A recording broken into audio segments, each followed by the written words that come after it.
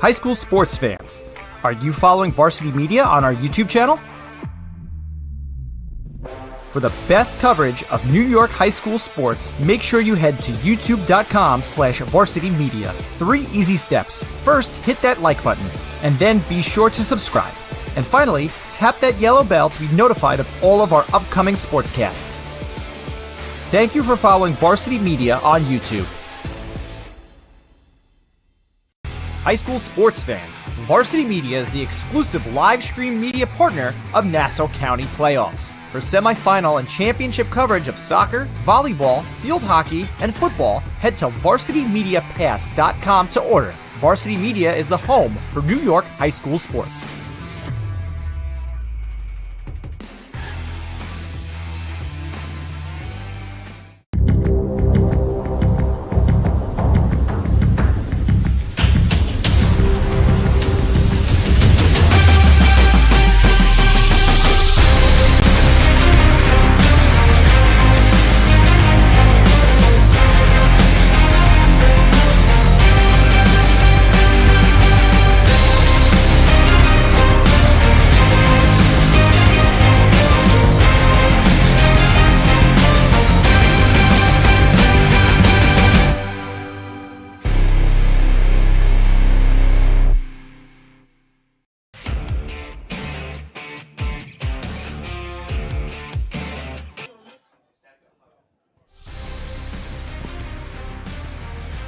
From West Islip, Suffolk County, the Varsity Media Sports Network presents this Catholic High School Football League showdown between the visiting Lions of Monsignor Farrell High School and the host Cougars of St. John the Baptist.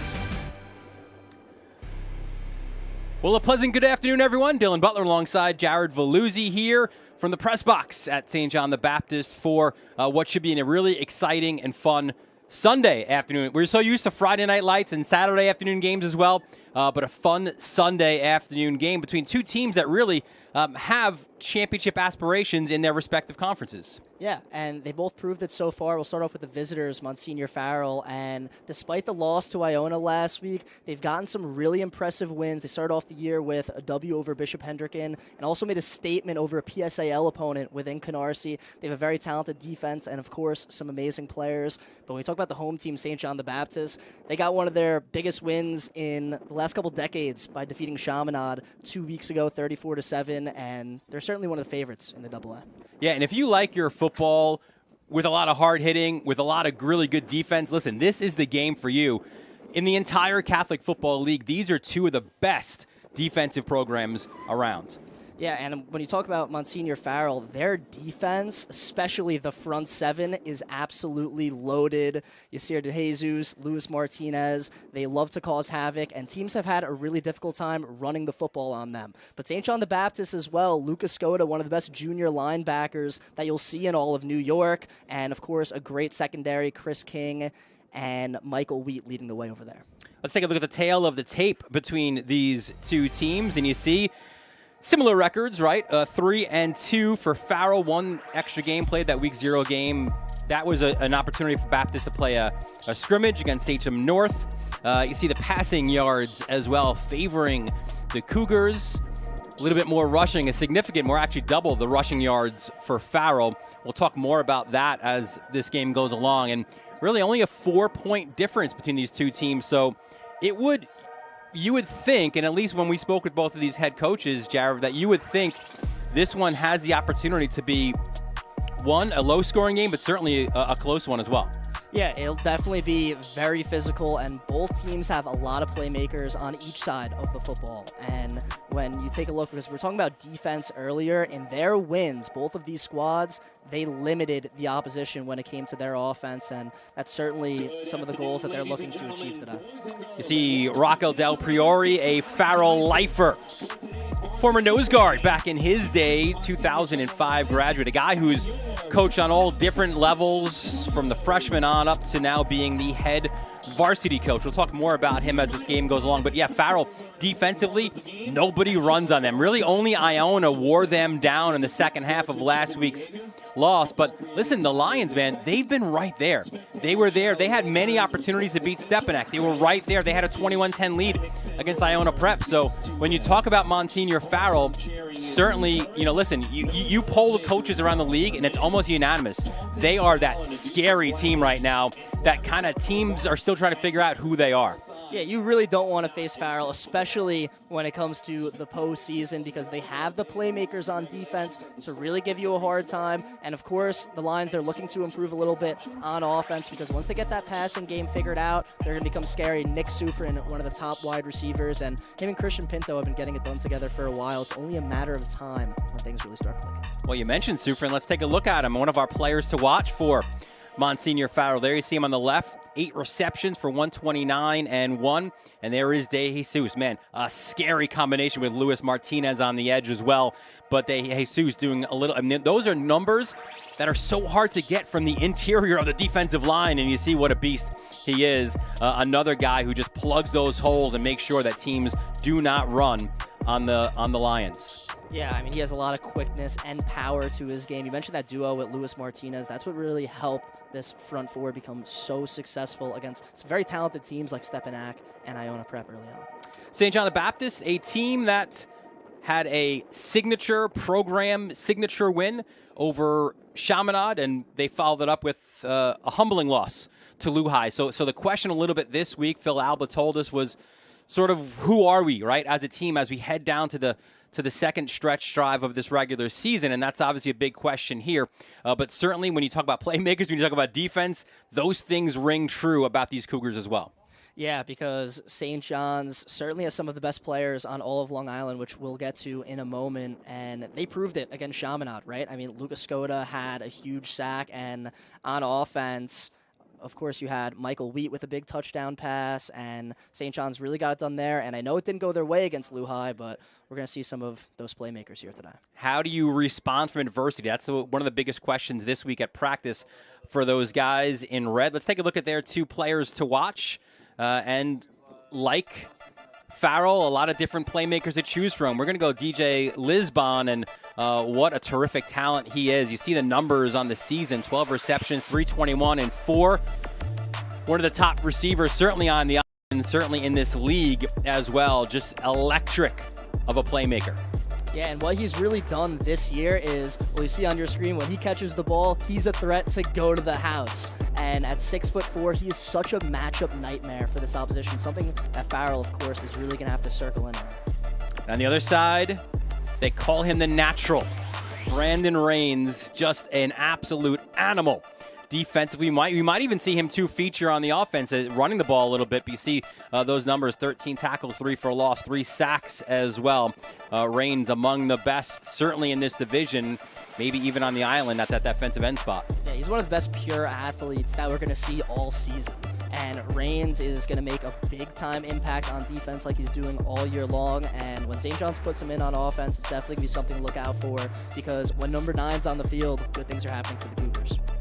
Speaking of the Cougars, they're ready to make their way right through that inflatable helmet. Was a little bit concerned, a little bit windy today. We weren't sure if that helmet was going to go fly away, but the Cougars certainly excited for this matchup. And it's interesting, too, in the conversation between both of these coaches, we spoke with Rocco Del Priore, and he said, listen, St. John the Baptist, yes, they're in AA1, which is the level below AAA, but he says, in his opinion, there's 10 AAA teams, and put Baptist right in with them. And Phil Alba, the Cougars coach, says, listen, and you see the Cougars now making their way onto the field, says, on paper, Farrell should win this game maybe easily. They have so many terrific, talented players, the depth as well.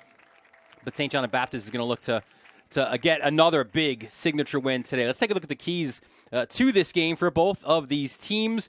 We start with Farrell. They want to limit the big plays in the passing game, which, of course, as you alluded to, means trying to at least stop or contain a little bit DJ Lisbon. Block up front as well. The defensive front on Baptist is no joke, and they also want to execute on specials. Baptist, Phil Alba was very specific. We cannot have any turnovers. That was certainly not the case last week against Lehigh.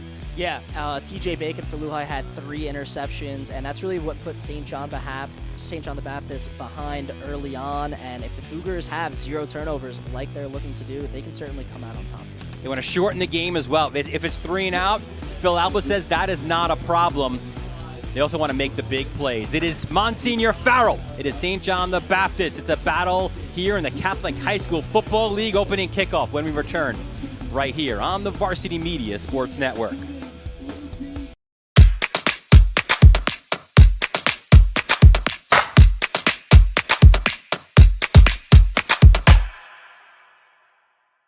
High school sports fans, Varsity Media is the exclusive live stream media partner of Nassau County Playoffs. For semifinal and championship coverage of soccer, volleyball, field hockey, and football, head to varsitymediapass.com to order. Varsity Media is the home for New York high school sports.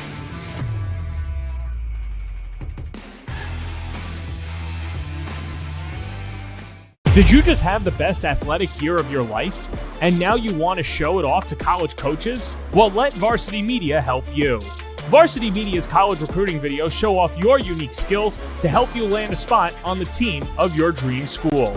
We'll provide music, spot shadow effects, and a link to send to your next coach. Contact us today for more information. Don't rely on word of mouth or cold emails. Let Varsity Media help you take your game to the next level.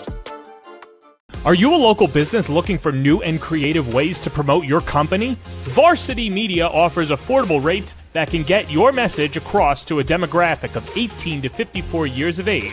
Our follower base across social media is over 50,000 strong, and our viewership numbers per game are in the thousands. Don't blow your advertising budget on old staples like TV and radio media. Reach out to Varsity Media to get the best bang for your buck.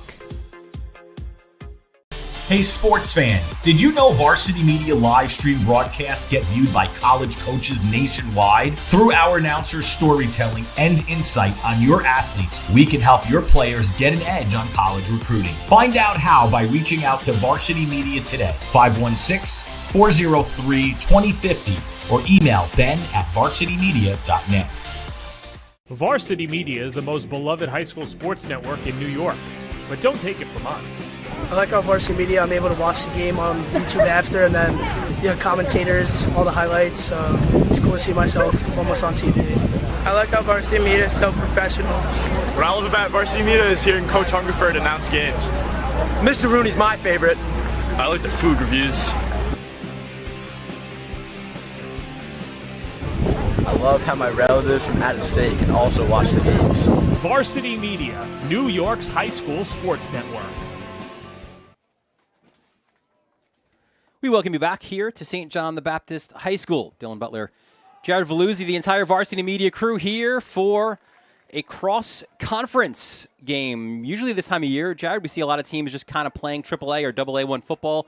And here it's a little bit different. Obviously, it's a crossover matchup, but as you mentioned in the open, an exciting one as well. We can take a look at the standings first in AA1 where the Cougars reside. And again, we see the teams, and actually, you know what? It's funny. I was about to say PowerPoints are what dictates the rankings in the Catholic Football League, and we will get the power rankings after Week 6. But the way the top looks here, that's really the teams. Those are the three big contenders, and the big thing here is you want to avoid that 2-3 matchup in the semifinals, right? So getting the top seed is a big thing here in the AA1. Yeah, it's definitely huge for when you're making that playoff run, and St. John the Baptist is looking to get as many wins as possible right now. And of course, this game against Farrell is really, to make a statement, get momentum going, and the rest of the AA, of course, more Catholic, a serious contender. And how about St. Peter's, surprising everybody, 5-0. Yeah, you coming into the season, you would have said more Catholic. You would make the argument, which you did on social media as well, that maybe Baptist is that team to beat in this division. But St. Peter's, with the win over Baptist as well, really opening eyes in the AA1, so it'll be an interesting one. More a team that has played in the championship game the last 2 years, and they lost in the last 2 years to Chaminade and to Holy Trinity.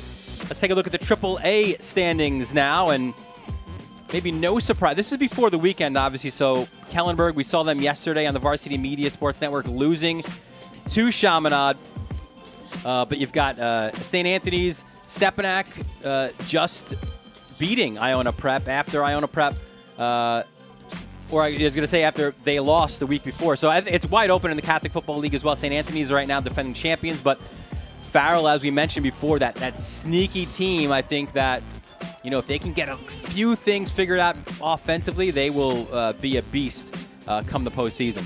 Yeah, 100%. Of course, people love to talk about St. Anthony's, Stepanak, Iona, but Farrell had both Iona Prep and Stepanak, but it seemed like on the ropes at certain moments earlier in the season. And that's what their head coach, Rocco Del Priore, told us, and had a great conversation with Rocco and said, listen, in his great Staten Island accent, he said, most kids dream to be the center fielder of the Yankees. He goes, no, this was my dream, he said. He grew up down the block from Monsignor Farrell, and he went to games in the early 90s, saw Farrell win back-to-back championships. He said he had a tremendous experience on the team, and, of course, then, learned from legendary coaches, Ben Cerullo and Tony Garofalo, and, he said he started as a freshman offensive line coach. He just wanted to wear the polo. That was all that was important to him, and just wanted to be a part of it. So now he's learned to run a program, and that's certainly important to him. And, of course, the head coach for St. John the Baptist is Phil Alba. In his 5th season, 13th season overall, another guy, too, where he was an assistant on the Ralph Carasillo and Keith Schwiers as well, a 1984 graduate of Valley Stream Central. Both guys looking to build programs, where it's Farrell looking to return to old glory and Baptist looking to also perhaps get to former glory, where they were one-time AAA champions back in the 80s. So Lance Myberg opening kickoff. Get some nice air behind it, and this will not be returned. So it's a touchback from Myberg, which is super important for the Cougars. And now we will meet the Farrell offense, and it begins with a really dynamic quarterback in Christian Pinto. Yeah, Pinto, the 3-year starter. He was actually a member of that 2021 team that went to the championship. He brings the experience and the leadership to this Lions offense, and he's got some great weapons to work with as well, and you got to always watch his ability to take off and do it himself. Yeah, Pinto, one of 6 players who were part of that team that went to Mitchell Athletic Complex, losing to Iona Prep. So 1st and 10 from the 20. That was Aiden Pedros. They have their 11 package in. Look out, Brandon Rains coming up huge. The natural Rains, another sack on the season. And that's why he's one of the best pure athletes on all of Long Island. Rains exploding into the backfield, and you'll see it here. It looks like Farrell just loses him, and Rains will not let Pinto get away. So big sack for Brandon Rains, which pushes the Lions back 10 yards. It's a 2nd and 20 from their own 10. Here's Pinto in motion, rolls left, short pass, and he bounces it to Nick Sufron. Let's take a look at the offensive starters for Monsignor Farrell. It's Pinto, Muhammad. Your receiver is Sufrin, Scalisi, Andrade. Your tight end is Pedros. Up front, Vergona, Aguirre, Murphy, Quinn, and Pika. So already a 3rd and 20 now for Monsignor Farrell. Great start for the Cougars. Pinto moving some players around. Andrade will go to his right. Penalty flag on the play. And a flag is on the play. Our referee for today's game, Alex Toussaint. And I think he's going to back up Farrell even more. 5 more yards for that false start, Jared. Yeah, Farrell moved early, and it looks like it's going to be a 3rd and 25 here. Yeah. And for Farrell, they might just want to get some breathing room here and hopefully not punt out of their end zone, unless if they make a big play, of course, would also be good for the Lions. We mentioned Lance Myberg. There's an excellent punter, kicker as well, as this is an inside handoff. Nice run up the middle there momentarily. Looked like that was Muhammad, the junior, a transfer from Tottenville. But listen, job well done by the Cougars, forcing a punt and forcing it deep. Was about to mention a moment ago, excellent kicker punter Chris DiGiacomo for Farrell, a guy who won the game against Moore Catholic this year. But that's not a place that you want to punt from in the middle of your own end zone. Yeah, and oh, look at this. Off his hands, he barely gets it off. That's a heroic effort from DiGiacomo to avoid the safety. What a play. Yeah, and after bobbling that snap, that's big from Giacomo to really just maintain and stay cool under pressure, being able to get it and just barely punt it away. But the great start for St. John's continues now. Let's meet the Cougars starting quarterback. That's Mike Wheat from Hicksville. An interesting cat Mike Wheat is, because he came in, he transferred in last year and figured he'd be the QB and split time, and he's so good on the defensive side that Kevin Pileski was the QB, but now he's hurt, so Wheat back into that position. And an enviable one here with a 1st and 10 from the 23-yard line. Wheat calls his own number and doesn't get much. In fact, I think he loses a couple of yards on that. Let's take a look at the offense for the Cougars. Joining Wheat, Andrew Simmons, the running back, Lisbon King, another Lisbon, Shamir Lisbon, his brother, and Jack Gagliardi at tight end. Up front, Almirez, Coleman, Webba, Vitucci, and Cahill. That was a loss of 1 on 1st down, so 2nd and 11 for the Cougars from the 24-yard line. Wheat in shotgun. This time he hands off. Nice run around the edge, breaking a tackle, continuing towards the end zone. Forced out at about the 2. Quality run there by Andrew Simmons. Lightning in a bottle for Andrew Simmons, and what the coaches over there at St. John the Baptist say, it's all about speed for Simmons. He does a great job cutting to the outside and utilizing that speed. A big gain for Simmons, and you see the strength there, shedding off a tackle. Now St. John the Baptist inside the 10. Simmons just 5'7", 160, so not that between the tackles guy necessarily, but that's the key. When you can get him out into space, he is super dangerous. So 1st and goal for the Cougars from the 6. Wheat, that's fumbled. Ball's in the carpet, went off of Simmons. The Lions are saying they have it. And I think Tucson is saying no, not the case. So nearly disastrous there from Baptist, but they do recover.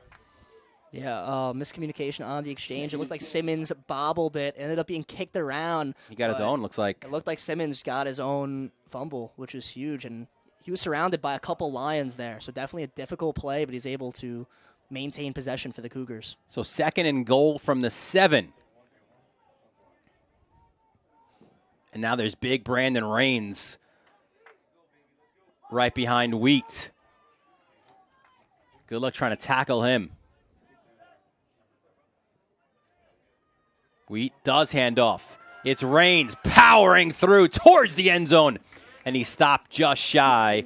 Stopped at about the 2, but that is the power that you get from Brandon Rains. Yeah, 205 pounds. You're going to see Rains in these situations in the red zone, especially the short yardage runs that they'll need Rains to pull off. He does a good job that time lowering the shoulder, able to move the ball for the Cougars. Rains coming in, 8 carries, 71 yards, and a touchdown. The best overall football player on this team. 3rd and goal from the 2. Rains again behind Wheat. Wheat takes it himself, and he is stopped. Quality tackle by number 2 on that play, Will Andrade. Let's take a quick look at the defense for Monsignor Farrell while we have an opportunity, and it is scary good, especially up front. Martinez, De Jesus, Palazzola, and Clark. Your backers, Gamble, Sheehan, Zaremba, and Baremba. Corners, Barzal and Houston, and Andrade and Del Girono. Here we go. 4th and goal from the 2. Ooh, low snap. Wheat hands it off to Rains, but he is stopped. And the defense bends, but they don't break. A big stop by the Lions. Yeah, and that play got off on the wrong foot, of course, with the snap being a little bit low, and that Farrell D-line got an amazing push, and it looked like it was Gerard Sheehan coming away with a huge tackle there, and Sheehan's had a phenomenal junior season so far. Yeah, Sheehan, the junior, a guy who could have been brought up last year, but because of, or maybe should have been brought up because of the struggles they had at linebacker. And there goes Pinto to the outside. We didn't get to them in that first drive. Let's take a look at the St. John the Baptist defense, which I'll repeat, as I said with Farrell, scary good as well. Rains, Grant, Lemler, and Maloney up front. Bonilla, Skoda, and Rosado are your backers. King and Miller at corners, and Rivera and Wheat are your safeties. Gain of 9 on first down. And there's Pinto again. Rinse and repeat, not this time. Pushed back by Rains. Interesting, Jared, they're choosing to run towards Rains. Yeah, definitely a little bit of a surprise. You know, running towards number 9 in red certainly doesn't always work, and Rains with another tackle for loss, and now big third down coming up. Yeah, they're going to say this is a 3rd and 4.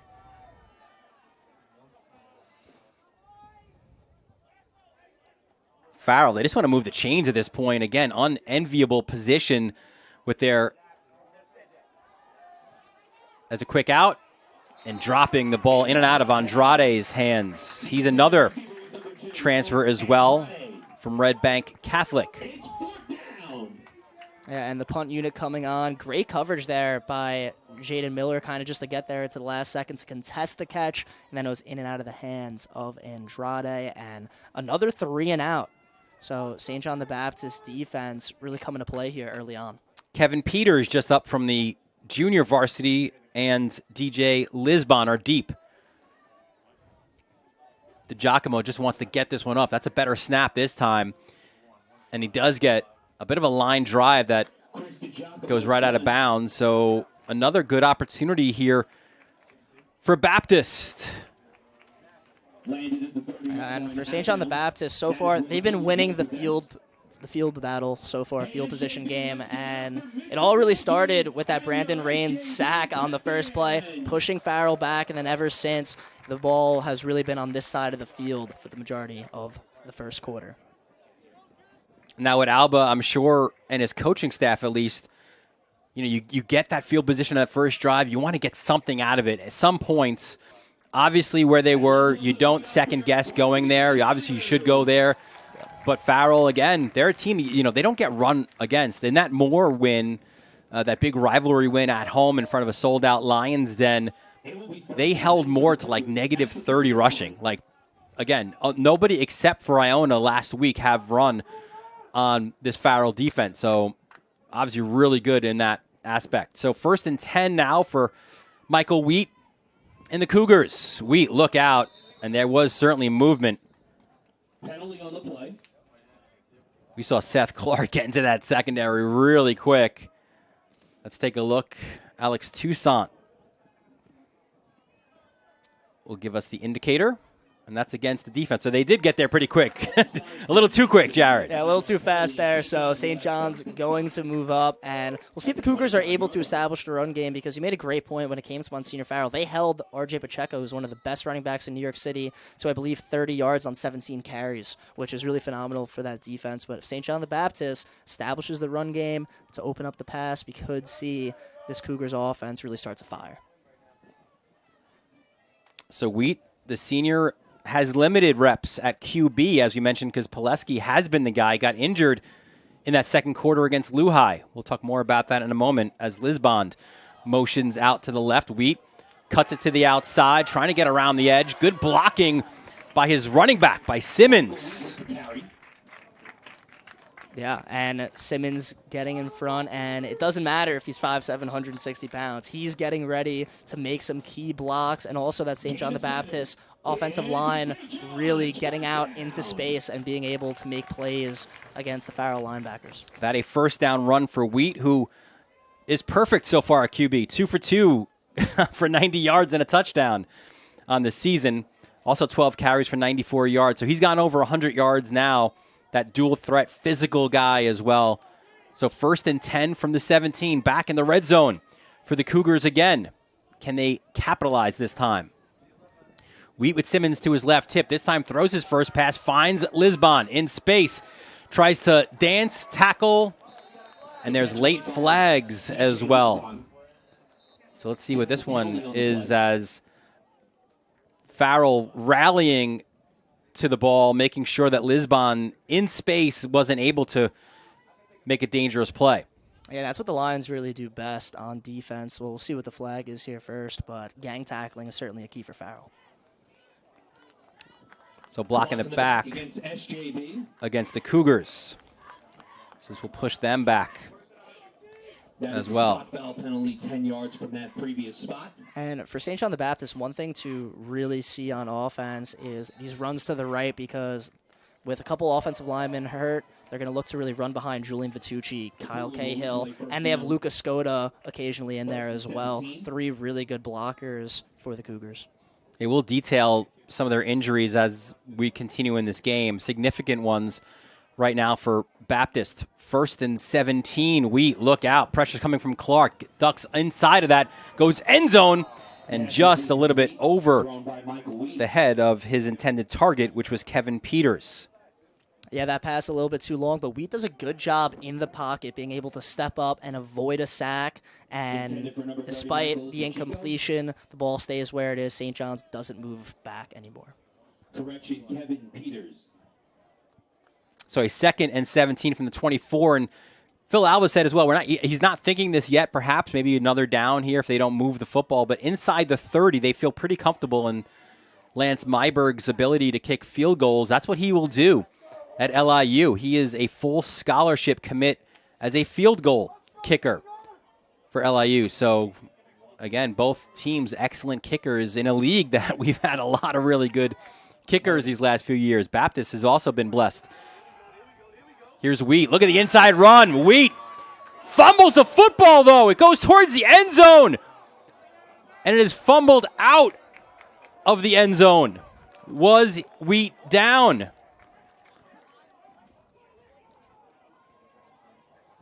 Let's see it again. Michael Wheat with the carry, the ball was fumbled.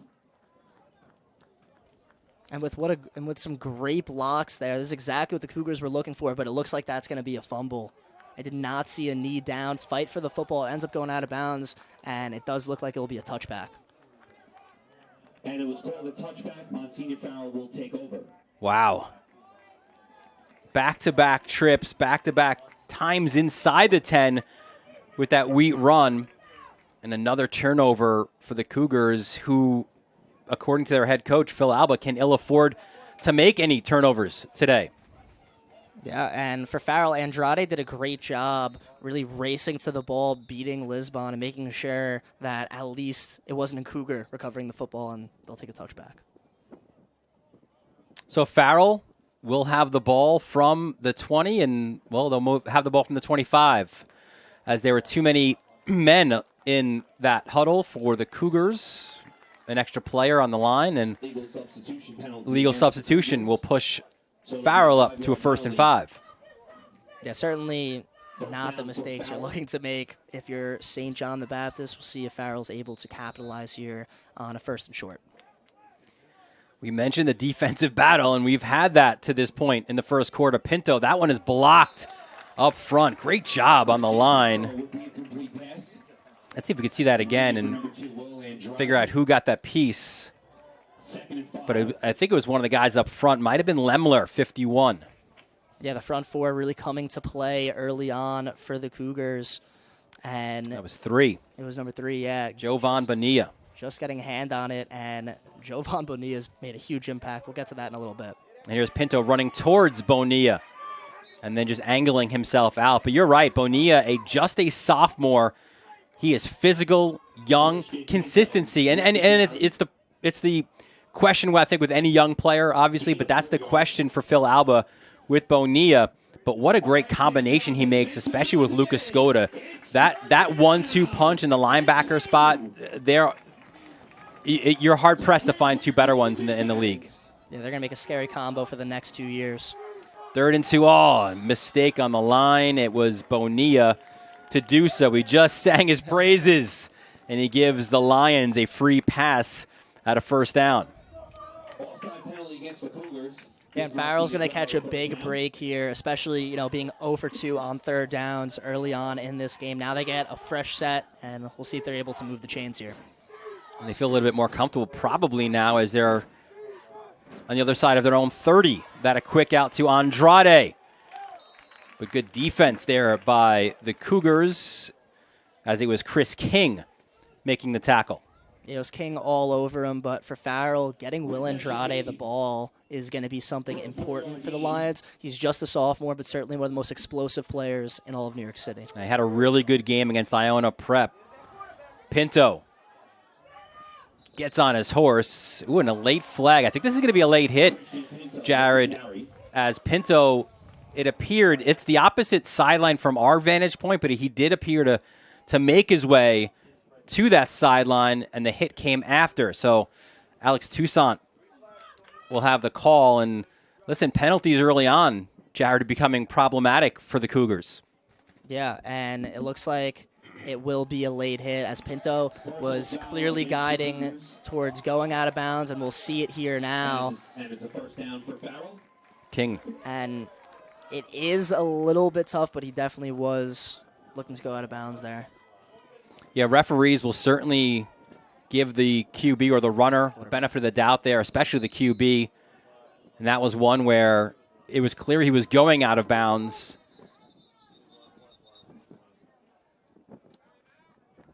And now the Cougars will call a timeout, understandably too, right? Just let's talk things over. Let's calm down a little bit because, as we said, penalties are becoming an issue for St. John the Baptist. Hey, listen, if you're enjoying this game, you want to hit that QR code in the upper left corner of your screen to follow us on our social media handles. It's at Varsity Media on Twitter, Instagram, and Facebook. Yeah, and St. John the Baptist really looking to fix the early struggles when it comes to taking penalties, as two already on this drive. And if you're Coach Alba, you have to like what the start was to this game with your offense getting down deep in Lions territory, winning the field position battle, but unfortunately a turnover on downs in their first possession, and then, of course, the Wheat fumble leading to a touchback. So you have to think the Cougars were right there, but now it's all about executing. Yeah, Alba says, when he speaks, and there he is, Phil Alba, fifth year as head coach, says, of Farrell, what has impressed me is their 11 hats to the football. They rally, very athletic. They're big up front. And he said, listen, we need to get positive yardage any way that we can. Handoff for the Lions. And look at this positive yardage for Nafis Muhammad. Carry made by number 21, Nafis Muhammad. And that's what Muhammad brings to this Lions offense. The transfer from Tottenville has that explosion. And honestly, he's kind of similar to Simmons in the fact where he's not the biggest guy when it comes to height, but he's certainly a tough runner, and he explodes right through the middle. Lions offensive line does a good job there. Excellent point. You read my mind. I was going to say there are mirror images practically of each other. Here's Pinto. Doesn't get to the edge this time. Good-looking tackle by Luka Skoda. And there's another injury right now for the Cougars. We were saying it before that injuries have been a problem for Baptist. You mentioned the offensive lineman, right? Well, first of all, we start with the QB, Kevin Pileski, a hairline fracture in his wrist in the second quarter against Lehigh. So that's one of those 3 to 5 weeks. Could it be season ending? Could he be back for the playoffs? Right now, Phil Alba is operating under the idea that he will not return. But he's certainly hopeful that he is. You mentioned the line. Almirez, the left tackle, was out the last 2 weeks in concussion protocol. Got that injury against Fordham Prep. Johnny Seaford, he's been lost the entire season. Broke his leg against Sachem North. So those are your two offensive linemen. And also make a third, as Alejandro Rivera, the left guard, had a high ankle sprain against Chaminade. That's a 3 to 5 week. And also they're missing Mikey Kanza today, one of their better wide receivers who hurt his ankle against Lehigh. Yeah, and those are 5 key injuries. And when I talked to Coach Tim Aspel, who is the offensive line coach at St. John the Baptist, he says he's never seen anything like it early on in the season, losing 3 key offensive linemen. Definitely something that the Cougars have had to adjust to. 3rd and 1 for the Lions.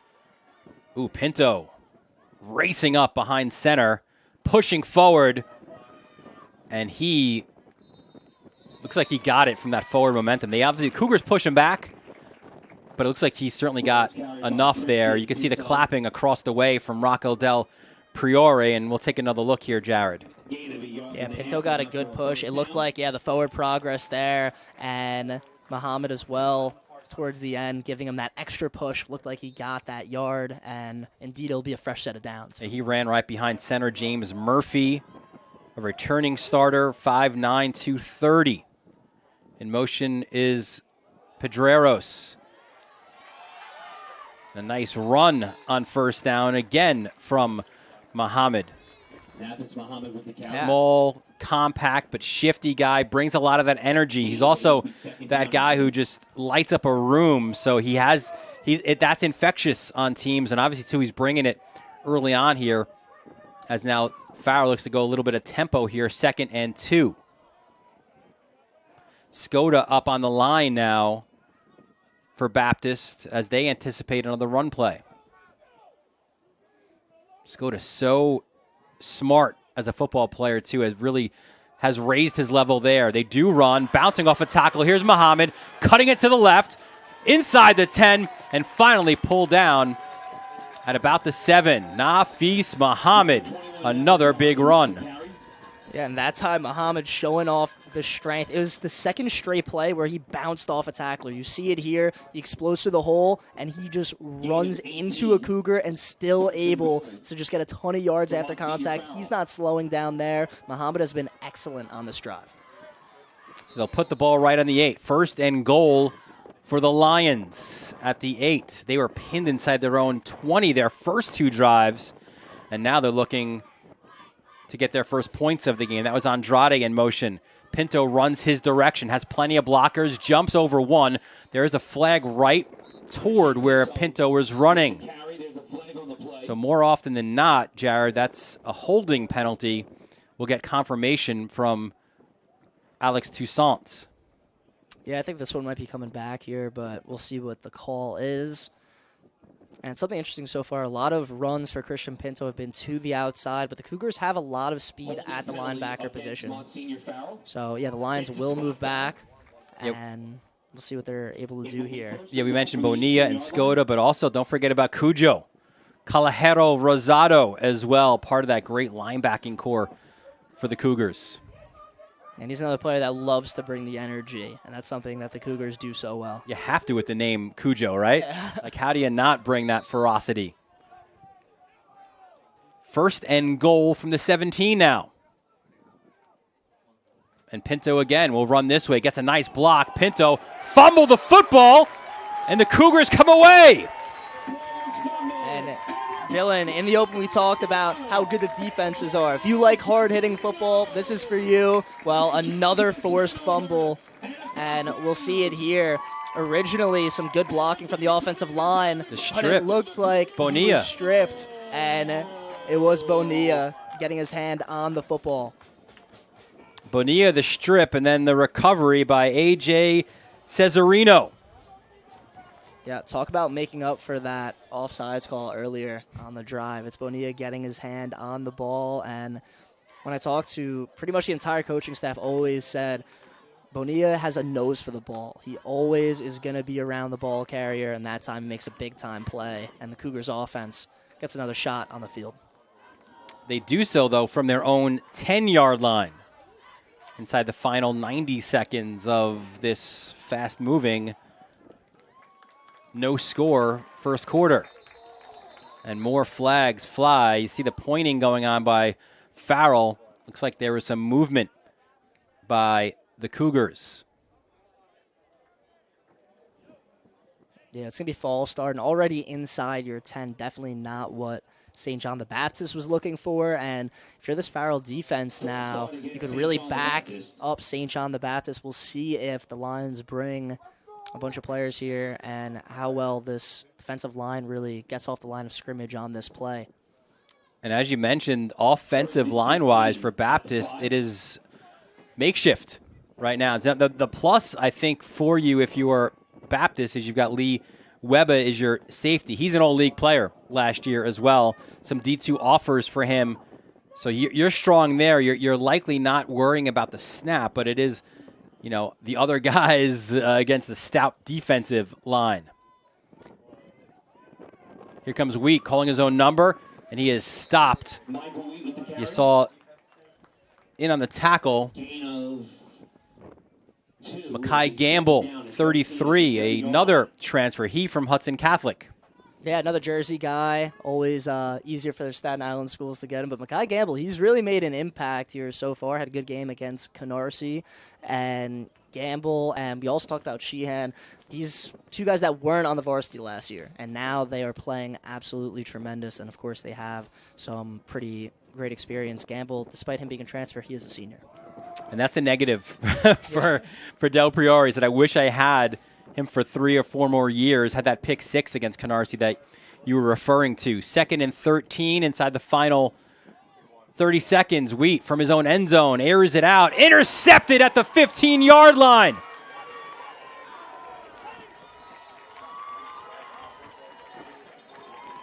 So big INT from Michael Zaremba, number 26 for Farrell. And for St. John the Baptist, they're looking to not turn over the ball, but the Lions had a different idea. They seem like they're always coming away with interceptions every single game, and Zaremba does a great job getting up there to make a play, and he's going to take it deep inside SJB territory. It will be 1st and goal for Monsignor Farrell. So Zaremba, the big INT. Hey, listen, perfect for us because he's the guy that we're going to get to know in this broadcast. So we've seen what he can do in the field. We'll get to know him as well later on in the broadcast. So how about this here for Farrell? 1st and goal from the 1. It's like Pinto calling as a number, pushing to the right. Touchdown, Farrell. So they did the work defensively, and all that was left was for Pinto to work his way into the end zone for his 7th rushing touchdown of the season. And that's been a theme for Monsignor Farrell all year long, because when you take a look at these offensive numbers, they don't jump out to you, but they capitalize when their defense makes plays. Turning defense into offense has been such a success for Farrell throughout the year, and this time we see it again. They take an early 6-0 lead, and once you're at the 1-yard line, give it to Pinto and let a big push happen. We'll meet Zaremba after this kick, which is up. And it is good. So the Lions first on the scoreboard. They take a 7-0 lead here inside 21 seconds remaining. And, hey, right on cue, Zaremba knows the deal. He makes a big interception that led to a touchdown. Let's meet him. Michael Zaremba, listen, he's an old-school rap guy, right? So Wu-Tang Clan, right, famous from Staten Island, asked him to pick his favorite. It's not Method Man. It's not ODB. He's a big RZA guy. Favorite horror movie now that we're in October, close to Halloween, The Shining. And his favorite football weather actually it's sunny right now, but it's very similar to what we have here. I think we're at about 65 degrees. Not cloudy, but sunny. Good stuff there from Michael Zaremba. Yeah, I was going to say, it's got a nice little chill out. It feels like fall, feels like football season finally. None of that September hotness anymore. So it's, kind of what Zaremba wanted in a way. Just need a little bit more clouds. I think me and the fam going to do a little pumpkin picking tomorrow. It's that time of the year. It is. Somewhere, as this one will not be returned. Touchback. Somewhere out here in Suffolk County. We'll see. And Giacomo, another touchback. And that's really what he does so well. And he's been phenomenal this year. Against Moore Catholic, his field goal, of course, to win the game. We're talking about in front of as packed as it could be in the Lions Den. All the pressure on you, especially after last season's defeat against Moore Catholic. On a field goal, in overtime. Yeah, on a field goal, and this time he's the hero, and he comes up clutch, and that's really what he's been delivering to this Monsignor Farrell team. Yeah, DiGiacomo, 3-year starter, 16 for 16 now on PATs, 4 of 8 in his field goals, 49 as the long, and half of his kickoffs go for touchbacks. So 1st and 10 from the 20. Wheat gets it out to Lisbon. And again, rallying to the football, a short gain for the Cougars. Hey, they'll get a couple yards there, and Chris King was actually doing a very good job blocking there as a receiver. Some of these Cougars receivers on these screens, of course, need to do well in that area, but a theme for this Farrell defense has been getting multiple guys to DJ Lisbon. Gain of 3 there. That's the final play of the first quarter. We thought we'd have a low-scoring one, and we do through the first quarter. It is Farrell with a 7-0 lead. You're watching this New York Catholic High School Football League crossover showdown right here on the Varsity Media Sports Network. This is Solomon Thomas from the New York Jets, and you're watching Varsity Media.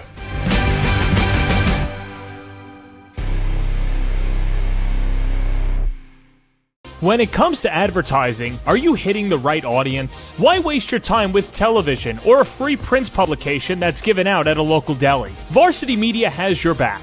With a following of over 50,000 and a local demographic ranging between the ages of 18 and 54 years old, it's time to get that return on investment. Plus, here's the best part. Your ad lives forever on our YouTube page. And with a large on-demand audience, it's a grand slam to advertise with Varsity Media. We welcome you back here to the Cougars Den in West Islip as St. John the Baptist and Monsignor Farrell battling here. Start of the second quarter. Dylan Butler, Jared Veluzzi, our entire Varsity Media crew here. A good one through the first 12 minutes. 2nd and 7. Michael Wheat, look out. Pressure comes his way.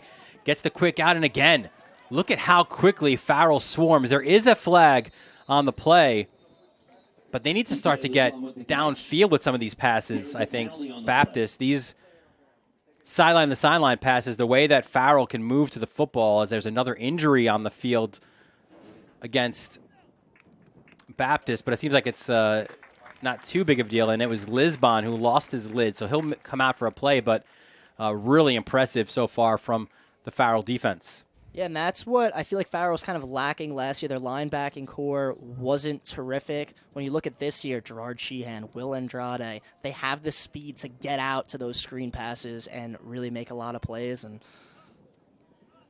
that's what they've been doing, really, stiffing out these screen passes that St. John the Baptist has looked to get early on. But we'll see if the Cougars do adjust to go downfield, because Michael Wheat has a tremendous arm. He could throw it as far as pretty much anybody on Long Island if you really take a look at some of that film. So we'll see if Wheat will air it downfield, and he certainly has weapons to utilize as well. That was a holding penalty against the Cougars. That was declined.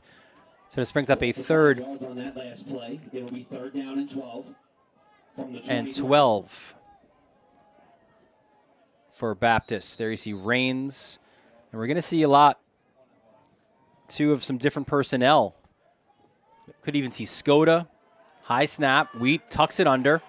And a short gain. Zaremba in on the tackle, as well as CJ Palazzola.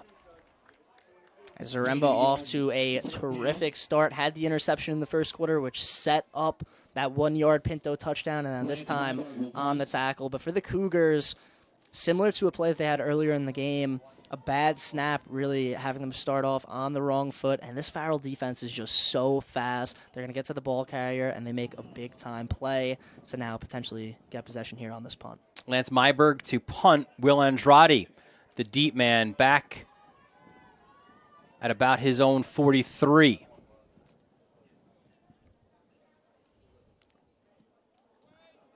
There's the punt, lefty. It's fielded at the 46. Andrade into Cougars territory. Fumbles the football. There's a flag as well on the play. And the officials immediately saying the ball was on the ground, so no fumble. But let's see what this flag is.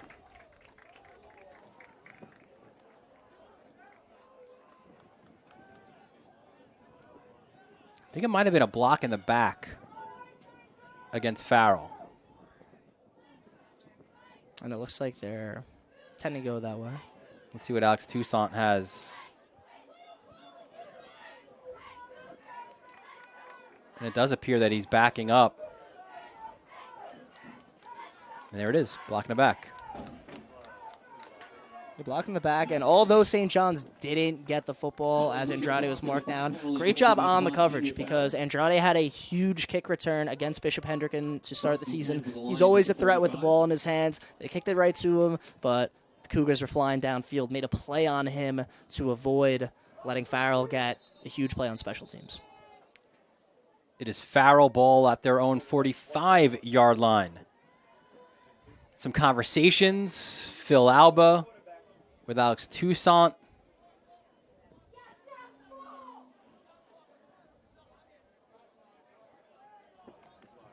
And I think they were wondering, it might have been on the fumble, because certainly that's what the players seem to be upset about, thinking that it was loose. Regardless, though, it's Farrell ball with the lead at their own 45-yard line.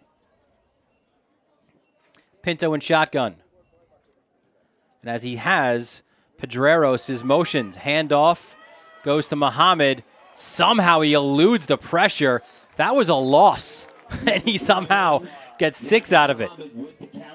Another big play from Muhammad, and St. John's did a good job bursting into the backfield, but Muhammad's so slippery as he's able to stay on his feet and then make a play, making another guy miss, and then just being able to get over midfield. So 2nd and 4. This time it's Pinto again. A nice tackle. He was forced out by Jaden Miller. And it looked like some extracurriculars there, but both teams getting back onto the field. And with Jaden Miller, he's one of the best man-to-man coverage corners that you'll see in this league, but he does a good job getting off the block, making that tackle, and now the Cougars have an opportunity for a 3rd down stop. But you got to think potentially 4-down territory, but we'll see what happens here on this 3rd down. By the way, you're talking about how close the first quarter was statistically. Rushing yards, 1 extra yard for Farrell, 53-52. Plays, 18 for Farrell, 13 for Baptist. Quick out. We were wondering when we'd find Sufrin. And he makes the catch to move the chains. Time of possession as well, 6:11 for Farrell, 5:49 for Baptist. The first quarter extremely competitive, and now in the second quarter, I think we'll see more of Nick Sufrin, definitely one of the top route runners in this league. Handoff Muhammad, shifty, twists and turns to get a couple extra yards as well. And with this success that Muhammad has been having, we'll see if Farrell's going to try to maybe wear down the St. John the Baptist front 7, especially with how explosive Muhammad has looked and the good push that the offensive line has been getting. Yeah, both teams stout defensive line-wise as Pinto calls his own number, runs towards the left, has Sufrin as a blocker, and he's taken down, looks like just outside of the 31. But you would say the edge in offensive lines between the two, especially because of the injuries, the Baptist goes to Farrell. So if they can negate a little bit, and that was one of the keys for Rocco Del Priori, was to block up front, be wary of the aggression of the front line of St. John the Baptist, then you can get yards like this. 1st and 10 from the 32-yard line. Another handoff, and there he goes again. Muhammad. Jared, so far I'm super impressed, and certainly he's getting the push up front from his guys, but super impressed with Muhammad's willingness to run between the tackles. Yeah, I mean, of course we know that he has the speed. Going to the outside is where he can really produce, but him going right up the gut, not afraid of contact at all, able to get those extra yards, has really been helping Farrell move the ball consistently here, especially on this drive. 2nd and 4. Another nice gain for Muhammad. He's been the lead runner, and you got Pinto too as that secondary guy. Dangerous 1-2 combination. Muhammad again. Looks like this time he ran behind Pedreros, the junior tight end, and Muhammad will move the chains again. And they are feeding Muhammad until St. John's can stop him. And so far, the Lions have had a successful time running the football. We'll see what they do here as Muhammad, of course, still on the field. And Christian Pinto, what he's really done well all year, also has been running the football. So a little 1-2 punch so far for the Lions. This time Pinto looks to pass under pressure, gets a quick out, finds his receiver, and he is taken down. And that was Sufrin, I believe, again. Look, he's a little bit gimpy coming up. Gain of 9. And that'll be something to track. It looks like Sufrin's okay, but certainly the top target on this Lions team. And Pinto did a good job selling one way, able to find Sufrin in the open field. Got 10 yards, and now the Lions have a fresh set of downs to work with. 1st and 10 for the Lions. Pinto calls his own number, spins, turns, and gets to, it looks like about the 8-yard line. That was it was a 1st and 10 from the 11, so they're just outside the and goal portion here, but quality run there by Pinto on 1st down. Yeah, I think we'll see a couple more runs quite like that, either with Pinto or Muhammad. And Christian Pinto's elusiveness in his game has really developed since his sophomore year. Certainly something to track, as he will be relied on as a runner. Another handoff. It's Muhammad again. Pulled down from behind. Good tackle by Zaire Grant, the junior defensive tackle from Valley Stream, a returning starter. What a great job Grant has done this year, too, transforming his body. Lost 20, 25 pounds, and now he's able to get to the hole much better. He's stronger, and he really, technically, really good as well. 3rd and 5 from the 6 now for Farrell. Thought there might have been some movement. Not the case. Muhammad, though, will move into the end zone. A 6-yard touchdown run for Nasir Muhammad. So following Pinto's 1-yard touchdown run, Muhammad gets in the end zone from 6. There's some ground and pound continuing for Farrell, and this time it was Muhammad being able to utilize his footwork, go inside, and then right at the goal line, powering his way in. It's a 13-0 Monsignor Farrell lead.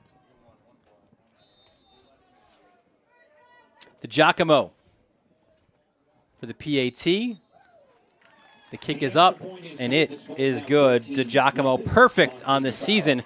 And it's not been perfect for the Lions, but a quality start nonetheless. A 14-0 lead with 5:34 left in the second quarter. You're watching this Catholic Football League crossover game right here on the Varsity Media Sports Network. You're watching the Varsity Media Sports Network, the home for New York high school sports. Hey sports fans, did you know Varsity Media live stream broadcasts get viewed by college coaches nationwide? Through our announcers' storytelling and insight on your athletes, we can help your players get an edge on college recruiting. Find out how by reaching out to Varsity Media today, 516-403-2050, or email ben@varsitymedia.net. Welcome back to St. John the Baptist. Dylan Butler, Jared Valuzzi, your entire Varsity Media crew here. Monsignor Farrell has put that thing into the end zone twice in this first half. They've got a 14-0 lead. The Giacomo's kick this time will be returned from about the 5-yard line. Nice run to the outside. The Cougars have something going here. Finally tackled at about the 42-yard line. A quality return there for the Cougars. Yeah, that's the lightning aspect that Simmons looks like Andrew Simmons brings. And, you know, he had a big run earlier at the running back position. This time on special teams, he finally has the opportunity to bring it out. It wasn't a touchback, and when he gets the ball, it's dangerous. That time, great return out. So what it looks like, the 41. 14-0 lead for Farrell. Baptist, this is big here. They don't have to get in the end zone, but they need to move the football. And obviously points here are at a premium, and they had two incredible opportunities in the first quarter to score, weren't able to, but you could ill afford to get into a 21-0 hole against Farrell. Here's Wheat. Goes over the middle, nearly intercepted. And it was Andrade all over the intended target, Kevin Peters. Yeah, Andrade did a great job there in coverage, being able to stay with the slot receiver Peters. And also this Farrell defensive line, you know, making that throw for Michael Wheat very difficult, being able to really get in his face. And that's been something that the Lions have done very well so far throughout this contest. Yeah, they've not gone vertical too often. Obviously, the one time they did earlier, it was a interception that we saw from Zaremba. 2nd and 10 from the 41-yard line.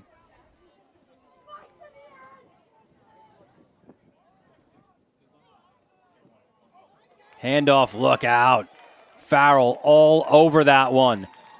Clark, the first one in, number 1, the junior from Jackson, New Jersey.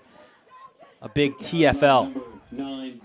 And Seth Clark, he had his coming out party as a sophomore, and now as a junior. He's just consistently one of the best defensive linemen that you'll see in this league. Him and Luis Martinez, they've been living in the opposition's backfield alongside Yasir DeJesus. So they make a huge play, and now it's 3rd and 13. So I feel like for St. John the Baptist, you kind of have to go a little bit long here, or at least make it a 4th and manageable. Needs some sort of points, or at least more momentum on offense going into the half. Clark had a strip sack against Iona a week ago. Also plays tight end as well. So big play here for the Cougars, just looking to move the chains. Wheat under pressure from Clark, throws it over the middle. And there's a flag thrown, another one. Penalty flags on the play. And the player you don't want to see down on the ground is DJ Lisbon.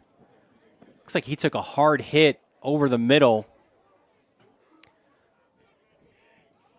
And we'll see what this flag is, if it's against the defense.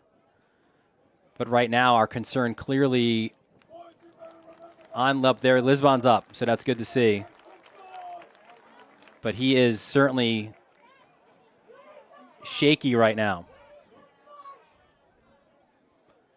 Yeah, and that'll definitely be something that we'll track. Of course, we hope Lisbon's okay, but he is on his 2 feet, which certainly is a pretty good sign. And now the refs will be discussing what the penalty is here. And some words there, too, it looked like from the officials, from the opposing coaches as well, as things are getting heated here in West Islip. Lisbon getting checked out on the sideline. Obviously, player safety of the utmost importance. So they will go through all the checks, I think, with him, with the possible concern over a concussion. And Alex Toussaint, after huddling with the coaches and his officials, looks like he'll make the call. I haven't seen. Here we go. From Toussaint. Personal foul. Hit to the head against Farrell.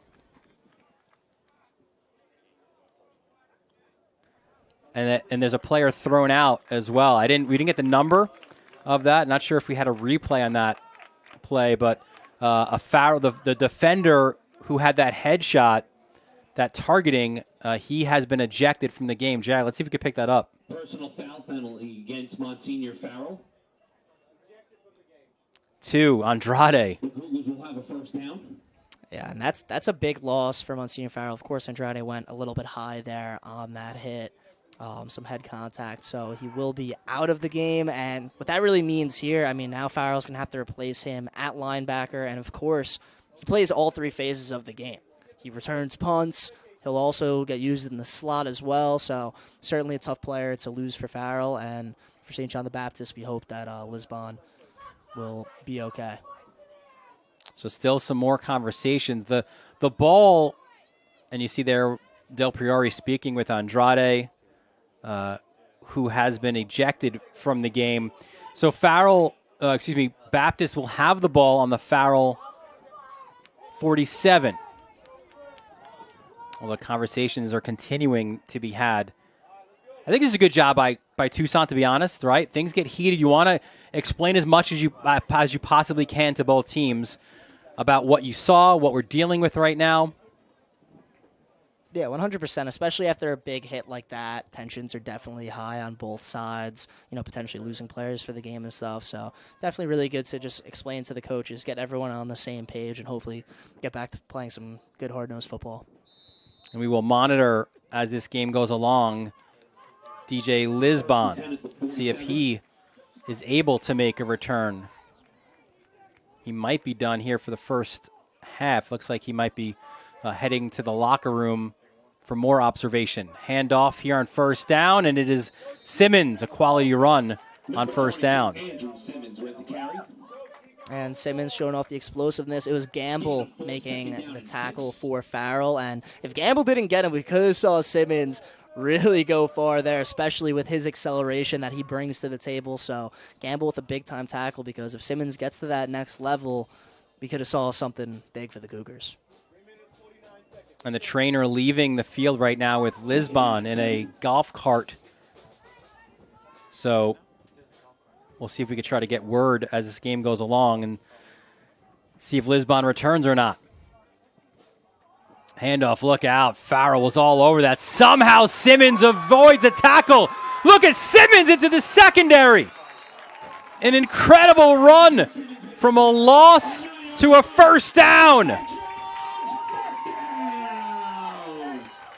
How slippery is number 22 in red?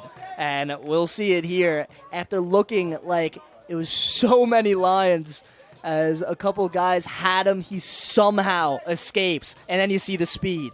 He's going to get a gain, what could have been, a 6 or 7 yard loss there, and then a drive killer. No, Simmons had a different idea, and he gets a big-time gain for St. John the Baptist. First down, actually. And did you see whose grasp he eluded? Yasir De Jesus. That's no joke, man. Not easy. No. Only one of the best players in New York City. First and 10 from the 35-yard line. Big play there for the Cougars. Can they capitalize? Wheat rolls right. Spins, turns, and he's taken down at about the 31.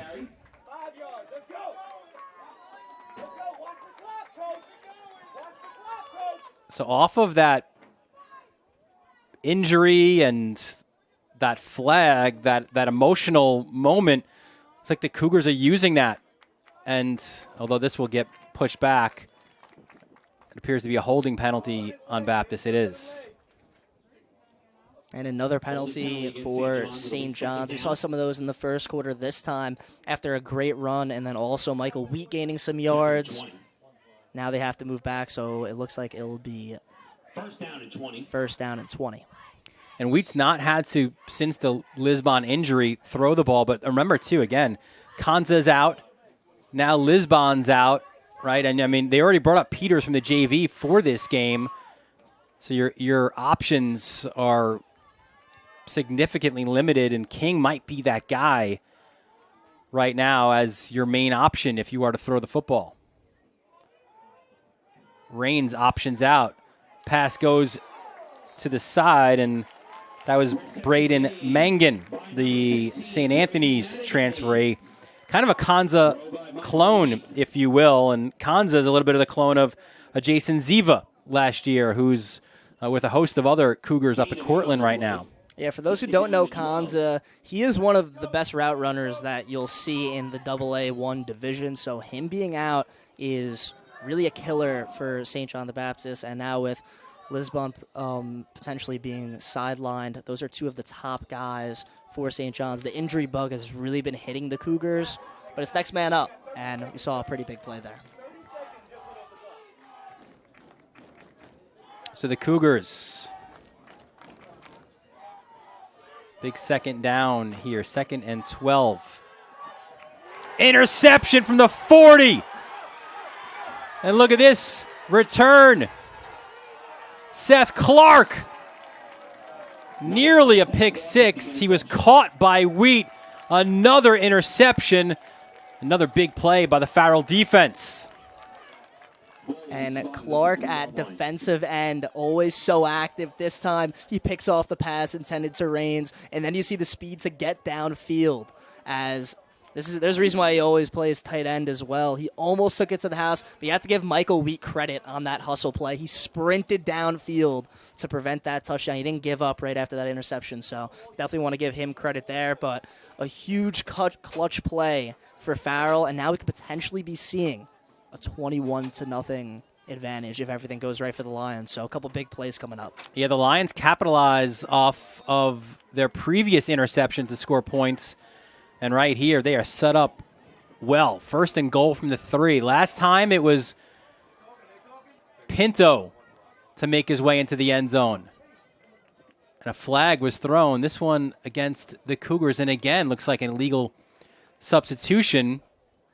So we'll go half the distance now for Farrell. First and goal, legal substitution penalty set up half the distance. First and goal from the 1. Pinto hands off to Muhammad, twists and turns, and he is shy of the end zone.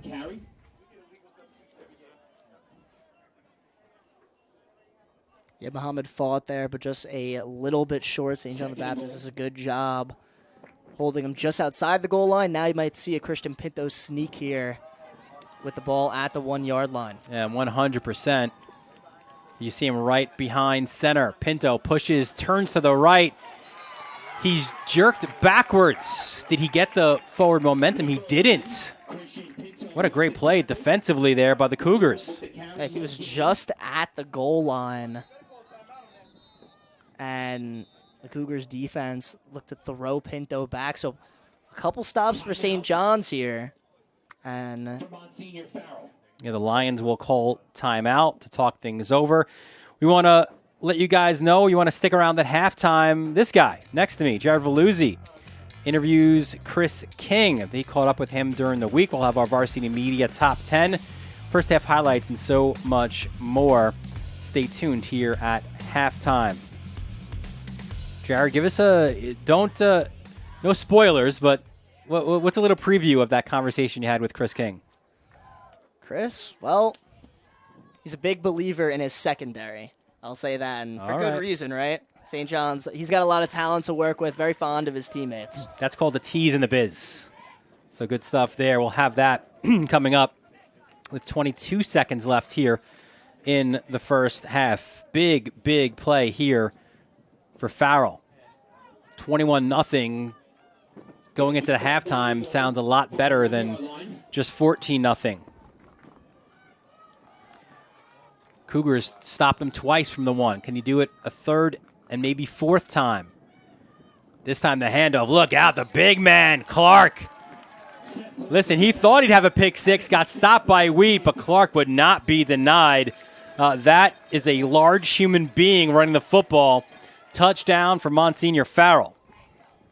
It's tough to stop him from getting 1 yard, and Clark at 220 pounds is a force, to say the least. And, hey, he did the work getting that interception. This time, he's going to end off getting the glory. It's a 20-0 Farrell lead. So Clark, his first rushing touchdown of the year to Giacomo.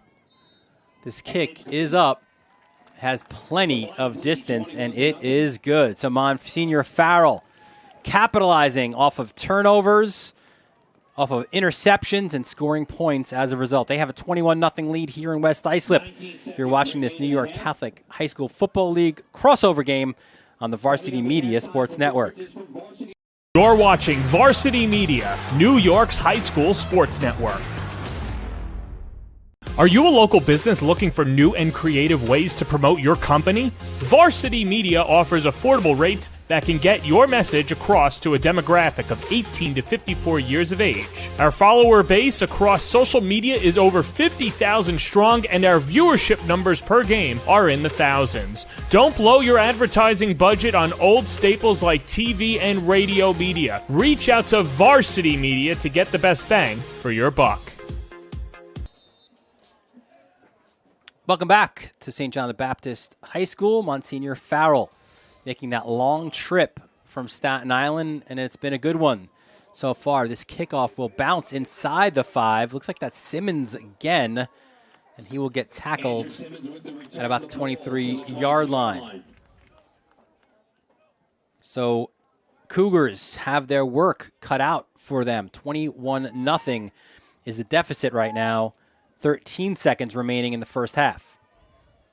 Yeah, and we'll most likely see St. John's just take a knee here to go into the half. But looking ahead, I mean, you're down 21-0. Of course, you're going to have to start airing the ball out. But getting Andrew Simmons into space could potentially be something big for St. John's. He has made some key plays for the Cougars. Definitely one of the fastest players on this field. So we might be able to see number 22 in red make some big plays for St. John's. So here we go. Off or out of the huddle. 1st and 10 from the 23-yard line.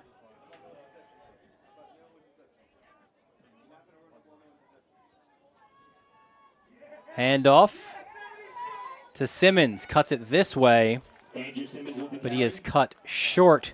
Good tackle there by Sheehan. You've called his name a few times in this first half. The junior from Staten Island. Another tackle. So that will do it here at halftime. It has been that defensive battle we expected, but the edge right now to the guys from Staten Island who have come to Long Island, and they have a 21-0 lead at the half. You're watching this New York Catholic High School Football League crossover game right here on the Varsity Media Sports Network. You're watching the Varsity Media Sports Network, the home for New York high school sports.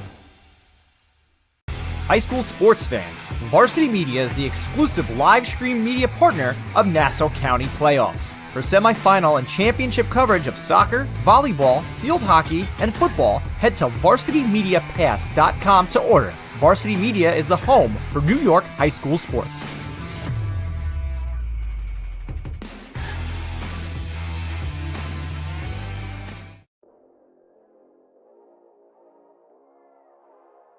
Hello, everybody. I'm Jared Veluzzi, and joined alongside me, Chris King, a cornerback from St. John the Baptist. And Chris, you're part of a secondary that is very talented. What do you think makes that unit one of the best on Long Island? I feel like we're the best on Long Island because we put in the work on and off the field, try to get better at our game, and we improve each week. Yeah, and earlier this season, you guys had a massive win over Chaminade. Some people say, one of the biggest in program history in the last 30 years. I mean, take me through that special night. We came out early with the big play. We had the energy up the whole game. It was just working. Yeah, I mean, it was a huge win, and you at cornerback has been really solid all year long. You're going against some of the best receivers every single week. What's the mentality got to be like as a lockdown corner? Just got to have that dog in you. Got to put in that work hard, get better at the position. Yeah, and now we'll kind of get into some, fun rapid-fire questions. And to start off, who's your favorite movie character of all time? My favorite movie character of all time, I would say, is Kevin Hart. Yeah, that's classic. He's hysterical. And what's one of your favorite things to do off of the football field, and why? Have fun with my family, spend time with them, bond. Yeah, and then if you could have dinner with any NFL player of all time, who are you picking and why? I would pick Deion Sanders because he's the best football player out in the NFL. He'll give me tips, give me a couple encouragement words, and just make my game better. Yeah, I would love to talk to Coach Prime too. That'd be a lot of fun. And then, what would you say your favorite way to celebrate a victory would be? Will be to have fun with my teammates in the locker room right after the game. Yeah, no, there's nothing better than that. Well, Chris, thank you so much for your time. I appreciate it. And everyone, thanks for tuning in. Back over to you guys. Hey Mom and Dad, how about a personalized hype video of your athlete produced by Varsity Media? Cinematic coverage of game action, plus on-camera interviews by our crew set to music will make your son or daughter look like the next superstar. Perfect for social media fame and college recruiting. Don't wait, reach out today. Spots are limited this fall. 516-403-2050 or email ben@varsitymedia.net. When it comes to advertising, are you hitting the right audience? Why waste your time with television or a free print publication that's given out at a local deli? Varsity Media has your back.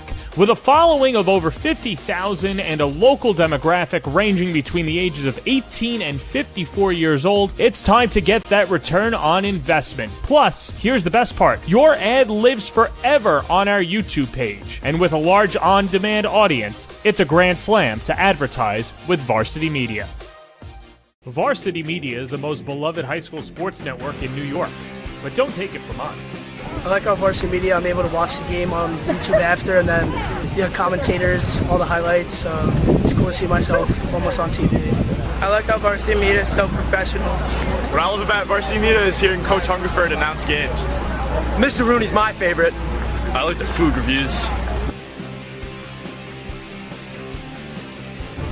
I love how my relatives from out of state can also watch the games.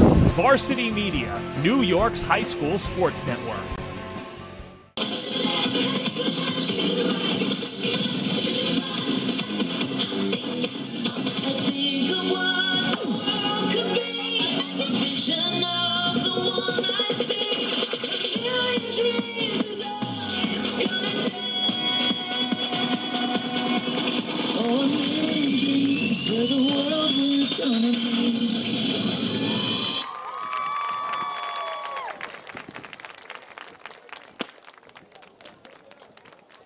Let's give it up for your SJB Varsity cheerleaders.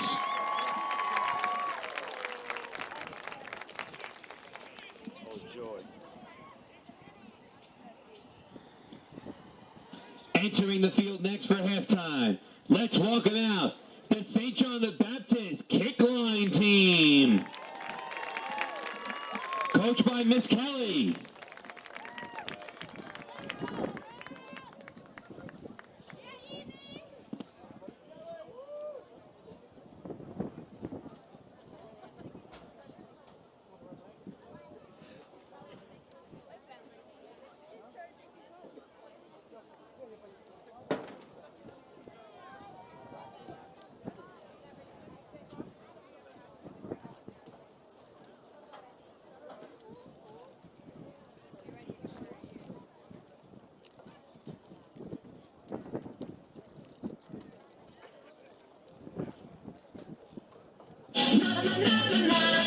I wanna start a fight. I wanna start a fight. I'm still a rock star. I got me rock blues, and I need you. And guess what? I'm having more fun, and nothing can turn. I'm gonna show you tonight. I'm alright. I'm fine.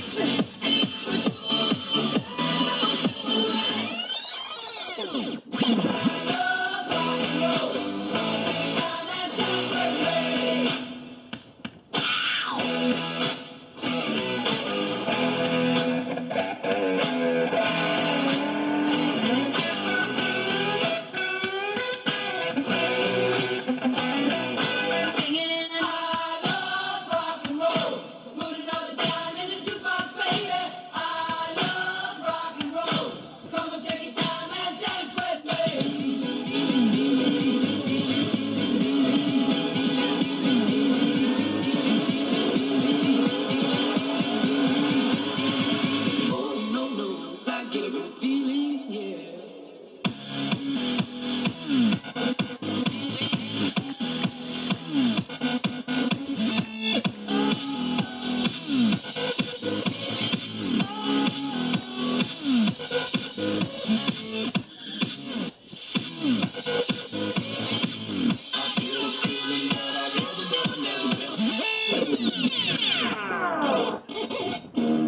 Nobody pray for me.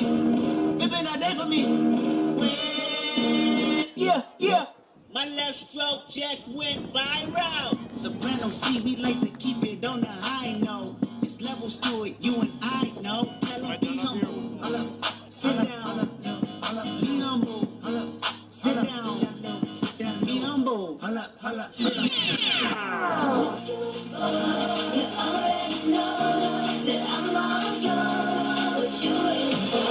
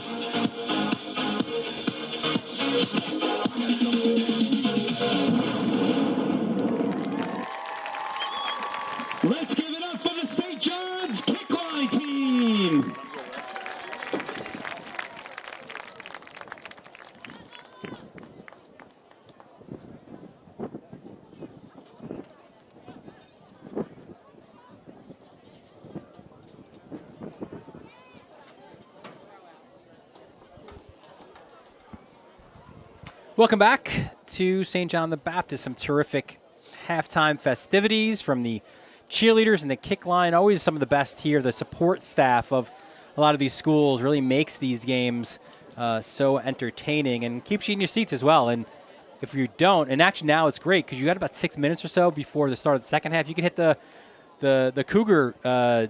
Is it the Den? I think it is. No, what's the shack?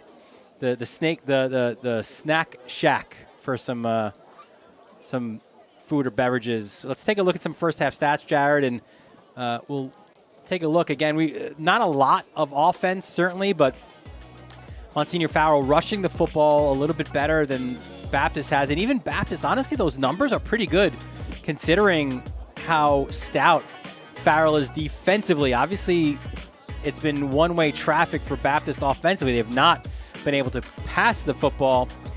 See the first downs nearly double for Farrell. A lot of penalties to clean up, especially for Baptist. But I think that third down number is really indicative of what we've seen, right? Where Farrell has made those conversions and moved the chains, whereas St. John the Baptist has struggled on third downs. Yeah, for Monsignor Farrell, I mean, 92 rushing yards already, and, you know, Nafis Muhammad has played extremely well up until this point, but getting those 4 third down conversions has been huge, and they've done an amazing job turning defense into offense, just like they have all year long, and, of course, limiting this explosive St. John the Baptist offense while doing so. And for the Cougars, they're going to look to clean up, you know, the penalties and try to get something going on offense. I think we'll definitely see a lot more passing in the second half. Muhammad, you mentioned before, of those 92 yards, he has 63 of them and a touchdown. Pinto, 28. The only other one was that Clark 1-yard rushing touchdown for Farrell. And on the other side, Andrew Simmons has been the leading rusher with 30. Actually, no, he's the second leading rusher behind Wheat. Wheat has 34 yards rushing, 30 for Simmons and 1 for Rains. Lisbon has 3 receptions, but only for the 1 yard. It got hit for the loss. Braden Mangan, 1 reception for 8 yards. Let's take a look at some of the first half highlights. And again, defense key. And we said both of these teams, 2 of the better defensive teams in the league. And here's the first big defensive play. Zaremba makes the interception and gets the Lions into prime real estate. And Farrell would punch it in right here with Pinto going behind his, what is that, right guard and getting in. That was a touchdown run. That was the tone setter for Farrell. And Farrell wasn't done yet. That was 1 interception. How about first Muhammad? You see how shifty he is, man. Cutting it to the outside, then getting inside. A short touchdown run for Muhammad. Baptist now playing catch-up, trying to get up the field. But again, the secondary of Farrell would prove to be the difference. This one just jumping the route, right, with Seth Clark. It was an intended pass for Rains, and Clark thought he'd bring it to the house. And you do love, despite just throwing the interception, Wheat didn't just throw his hands up and sulk. He ran back to make sure that wasn't a pick 6 for Clark, but Clark would not be denied here. This is 6'2", 220. The train is a-coming. Get out of the way. The Seth Clark Express makes its way in to the end zone, and it is a 21-0 lead for Monsignor Farrell. An impressive first half for the Lions. Yeah, and to make it 21-0, have fun stopping Clark from 1 yard out. I mean, he is a load, and he's playing extremely well here. He did a great job on defense. Everything so far going right for Farrell after what was a rocky start originally. Now, Coach Rocky's pretty happy. They're up 21-0. I see what you did there. You went Rocky to Rocco. Love it.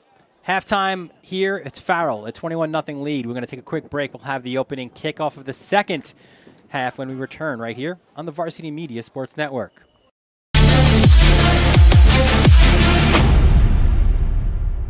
Did you know Varsity Media now offers action photography for all sporting events? Available for individuals or teams, we'll send dedicated photographers down to field level to capture your best moments. Our rates are affordable and our photos will leave you with lasting memories for a lifetime. Contact us today, mention this ad, and get $25 off your first order. Email ben@varsitymedia.net or call 516-403-2050.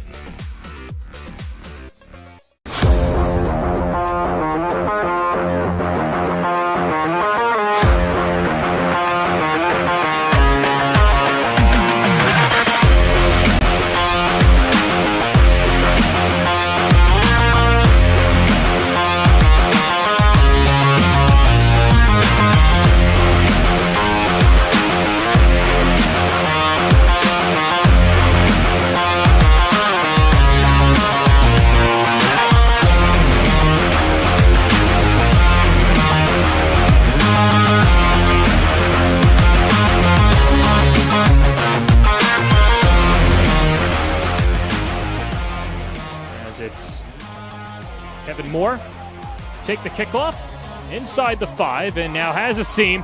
All ahead, gets the blocks. Great field position for the Friars. Kevin Moore to the house. 95 yards. St. Anthony's.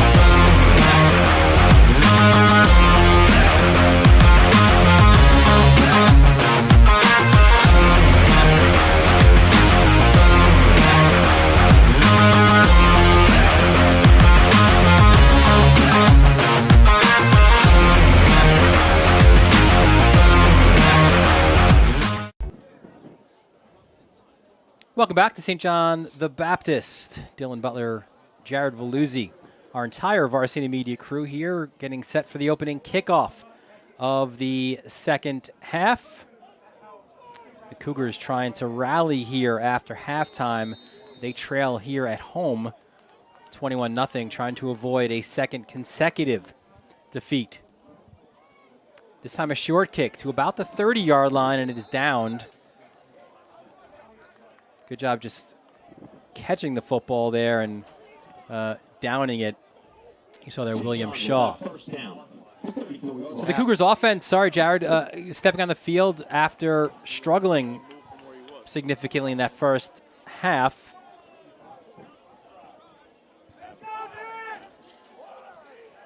And for Monsignor Farrell, what they did there on the kick, I mean, because usually they could get a touchback, and you see Kevin Paluski there, usually the starting quarterback for St. John the Baptist, has some of the best touch on Long Island when it comes to quarterbacks. Definitely Hurstay's not in the lineup. Yeah, 3 to 5 weeks or so he's touch and go the rest of the way. If you're certainly the Cougars hopeful for the playoff run, which they hope is a deep one that ends at Mitchell Athletic Complex, perhaps he can make a return. And really, you know, when you're in the AA1 and another illegal substitution penalty against the Cougars, but AA1, it's squad depth, right? And it's so important. And when you have guys that go both ways, an injury to your QB has a ripple effect, right? And think about it here, where it's now Wheat being forced into play QB when he's best in the secondary. So now you're taking away from his ability in the secondary, and then other injuries in the front. So it you know, the one of the issues for Baptist, although they've done a good job today, is running the football. that's not what Pileski's strength is. He's a pocket passer, so there's a lot of different, almost like a pick your poison a little bit right now offensively, and this cleaning up the penalties is certainly one thing that they need to do here in the second half if they want to be competitive. 1st and 15. Low snap, handoff. There goes Rains on the end around. Avoids the first tackle. Good low tackle there by Sheehan. Number 9, Brandon Rains with the carry. And now Rains goes down injured, although it would appear maybe just a little bit of a, it was that low hit. Might just be like a dead leg or just feeling the effects of that tackle. And now, again, if you have an injury to Rains, he's your best overall player and certainly the best on your defense. So difficult times for the Cougars. You know, he's banged up, getting checked out. We'll certainly keep an eye out for that. And Wheat also plays some running back when, you know, Pileski's healthy. So now, you know, Wheat's at quarterback, and then, of course, Rains plays running back, a little bit banged up. So now Wheat calls his own number, pushes forward. Number 4, Michael Wheat with the carry. Tackle made there by Alpha Ba. Good-looking freshman is number 52, Alpha Ba. Yeah, and Ba is certainly one of the best 2027 prospects in all of New York City. And Coach Rocco, of course, excited to have him for 4 years. It's never easy to play in the Catholic League and make an impact just as a freshman. And it's rare at Farrell, where Seth Clark, Rocco said in his 20-plus years as part of the program, Clark was the first that he can remember to start and play. Ba will be the second next year as well, but he's seeing time here as a freshman. Listen, they are really good on the lower levels as well, Farrell, so it speaks to how good Ba is. Here's a pass over the middle, and that was incomplete. That's the younger Lisbon. That's Shamir Lisbon. Different body type, clearly, than DJ, right? 5'10", 150, but really athletic. His game is continuing to develop. You mentioned DJ Lisbon suffered that injury, that head injury in the first half, has not made his return, left on a golf cart, and you would certainly assume at this point his return is doubtful at best. Yeah, we haven't seen him on the sideline yet either, and now big punt for St. John's. Hopefully they're looking to at least push Farrell back, and that's exactly what they're going to get, and this is why Lance Myberg is one of the best specialists that we'll see all season. Really good punt there from Myberg, and it will be finally downed And the punt by Lance Myberg by the Cougars. all the way back to the 5-yard line. That's where And Farrell will start from their own 5. Similar in that sense to the first quarter, right, Jared, where Farrell started their first 2 drives and stalled at that from inside their own 10. Yeah, and you could really see the Lions here going to take off a lot of clock. And I think that's what they're going to try to do. They have been run heavy, to say the least, so far in this matchup. And I think we'll see a lot of that. It's going to be a lot of Muhammad and Pinto running behind the big boys up front here. And there goes Muhammad pushing forward. We mentioned before 15 carries, or excuse me, 10 carries for Muhammad in that first half for 63 yards. His long was 18 and a touchdown. And Pinto with 15 carries for 28 yards. Pinto only threw 6 passes, was 3 of 6 for 22 yards. So a run-heavy offense for Farrell. It was a gain of 2 on first down, 2nd and 8. Pinto. Completion and nice hit as well. He found Sal Scalisi. The catch made by number 80, Salvatore Scalisi. Yeah, it's a good job by Scalisi hanging on to it because Michael Wheat is a very hard hitter. He's getting a lot of D2 interest as a player in the secondary, and a hit like that shows why, but Scalisi does a good job holding on to the football, and that will move the chains for Monsignor Farrell. Yeah, Phil Alba says the colleges do love Wheat in that defensive secondary. He's physical. He'd rally up. He tackles like a linebacker, as we just saw there. And how about that tackle as well? Rains bringing it, hitting Muhammad at least for a no gain, if not for a loss. So good to see Raines back in after feeling the effects on offense. Yeah, that's him at his best right there, and it's fortunate for St. John's that he wasn't sidelined as well, as they've had some bad luck with injuries, but Raines has been living in this Farrell backfield at least for a couple plays in this game. 2nd and 13. Pinto rolls, looks for options, goes sideline, in and out of the hands of Sufrin. And even though Monsignor Farrell has only attempted 8 passes, the matchup between Nick Sufrin and Jaden Miller has been a fun one to watch, as both of them are 2 of the best players at their crafts. As it looked like Sufrin, he had a catch earlier on Miller, this time incomplete. Sufrin a great route runner, but Miller's footwork is certainly one of the best out of any cornerbacks that we'll see in the AA1. That's what Phil Alba said, that he would be the one covering Sufrin in this game. It's a different defensive secondary look for Baptist, and this is another pass, and Scalisi. It tipped, but he makes the catch. This is a program kid. Sally Boy with the catch. Only 2 receptions for 42 yards coming in. He matches his season total here on this drive. And he makes a great job adjusting to catch that football, and that's a big play for Farrell's offense to move the chains. And it looked like a little bit of miscommunication when it came to St. John's just leaving Scalisi out there. And Pinto looking to air things out a little bit more. This time gets on his horse, but he runs right in to Brandon Raines. Probably the last guy you want to run into if you are Christian Pinto. By number 3, Bonilla also in on the tackle. Yeah, Bonilla, hard hitter.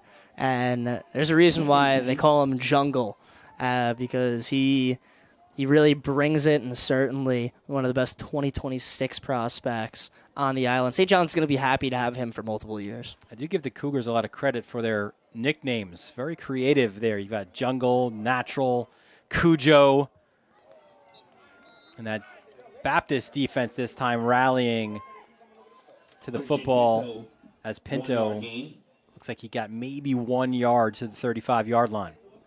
Yeah, and Wheat helped in there, and he's such a good downhill tackler because of how explosive he is.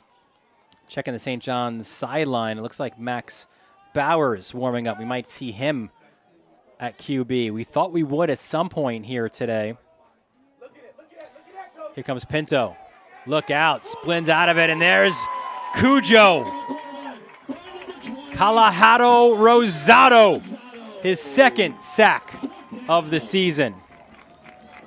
And Rosado, to start off, has some of the best eye black that you'll see on all of Long Island, but also can get to the quarterback, and he does a great job chasing down an elusive Pinto. He does an awesome job wrapping him up and making sure that he can't avoid him. Big defensive play by Cujo.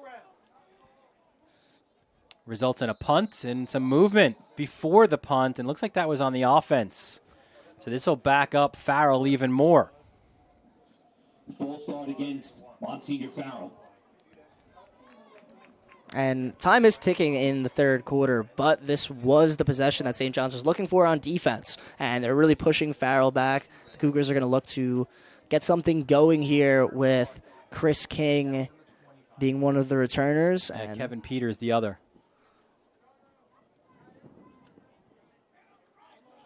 Punt is not returned, and it takes a Farrell bounce. Look at that one. It'll be downed at the 32. So Cujo makes a big play defensively, and again, right on cue. These guys know what they're doing. Let's get to know Rosado. There's that eye black you referred to. His go-to pizza and slice. He's getting that buffalo chicken slice at La Slice in Central Islip. Pumpkin picking versus apple picking. This is the time of the season, right? He's a pumpkin picking guy, but to be fair, he said he's never gone apple picking. And should Zach Wilson still be the Jets QB? He says, yeah, listen, after the Chiefs game, he thinks he could be a good QB going forward. Yeah, definitely a fair assessment, and I also have to agree with him on the pumpkin picking, but maybe I'm a little bit biased since... Yeah, but have you apple picked? Can't say I have. So that's what I'm saying. So it's hard. Like, you've got to experience both, I'd imagine, right? Yeah, no, definitely. No, pumpkin picking definitely the move right now. So Wheat's still in at QB, hands off. And a big tackle made by Gamble. We have called his name a few times, man. And Mackay brings it. It's this linebacker core, and Simmons made someone miss originally, but Gamble flew to the football and made a really hard hit. Yeah, the sideline.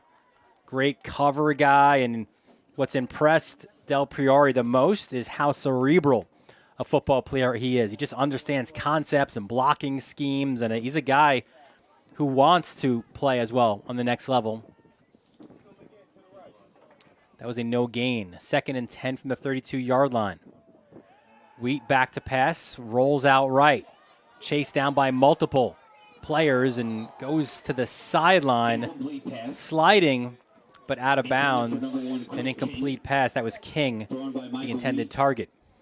And this Farrell defensive line is really doing a great job in the trenches. They keep winning their matchups up front, and they forced Wheat to get out of the pocket, make a difficult throw. And it was actually almost intercepted, what it looked like for a second with the Farrell coverage, but he ended up almost finding Chris King, but it was incomplete, so the Cougars will have another try here on 3rd down. A 3rd and 10 from the St. John the Baptist 32-yard line. Terrific complex out here in West Islip. Nice crowd on hand as well here on a Sunday afternoon. Here's Wheat, takes the high snap, goes far sideline, and again, the defensive secondary coming up big. Intended for Brady Madigan. And that time it was Alex Houston, the sophomore. Lance Weiberg will punt. And Houston did a good job. It looked like he got a hand on the ball there. And as we see, he was just all over his man, and he was ready for it. St. John's hasn't really passed the ball too much now, of course, in the second half. They're forced to, but this Farrell secondary ready for it. And Houston, just a sophomore. Farrell has some of those younger guys in this lineup, and it really shows how talented they are, because this JV squad, a year ago, they were champions, and this year also a pretty good team. Houston backed up, makes the catch. Good-looking catch there for Houston, but great defensive coverage or special teams coverage. So nowhere to go for Houston, who, by the way, his nickname's super cool, by the way. They call him Baby Suf because he's going to have Sufrin's role next year. Let's take a look at the Farrell schedule right now. And listen, big wins against Hendrickson. That was Hendrickson's only loss on the year. Tight loss to Stepanak. They bounced back. They had big wins against Canarsie and Moore. They were right in it against Iona before losing that one. They stay, well, they'll go back to Staten Island, but they'll stay on Long Island, play St. Anthony's before at home, Fordham and Kellenberg. Very winnable games at the end of their schedule. And Farrell still has to take care of business here, of course, but they play against St. Anthony's next weekend on the Friars' homecoming. Certainly one of the most challenging environments, but this Farrell defense, I mean, that's going to be some matchup right there. And it's a game we'll have for you on the Varsity Media Sports Network next Friday night out at Cy Donnelly. The Friars coming off a convincing win over Christ the King to increase their, what are they now, 5-1, I think, right? After that opening or that week 0 loss against Del Barton. 5 consecutive wins as Muhammad rushes up the middle to about the 34-yard line. Gain of 3. But again, when you think, and Jared, you follow this league as closely as anybody, you have your knowns, right? Your St. Anthony's, especially now, as these teams are playing each other and beating each other. You've got known commodities in St. Anthony's and Stepanak, Iona, and even Hayes. But Farrell is that team, as it's like a jump there on the defensive line for the Cougars.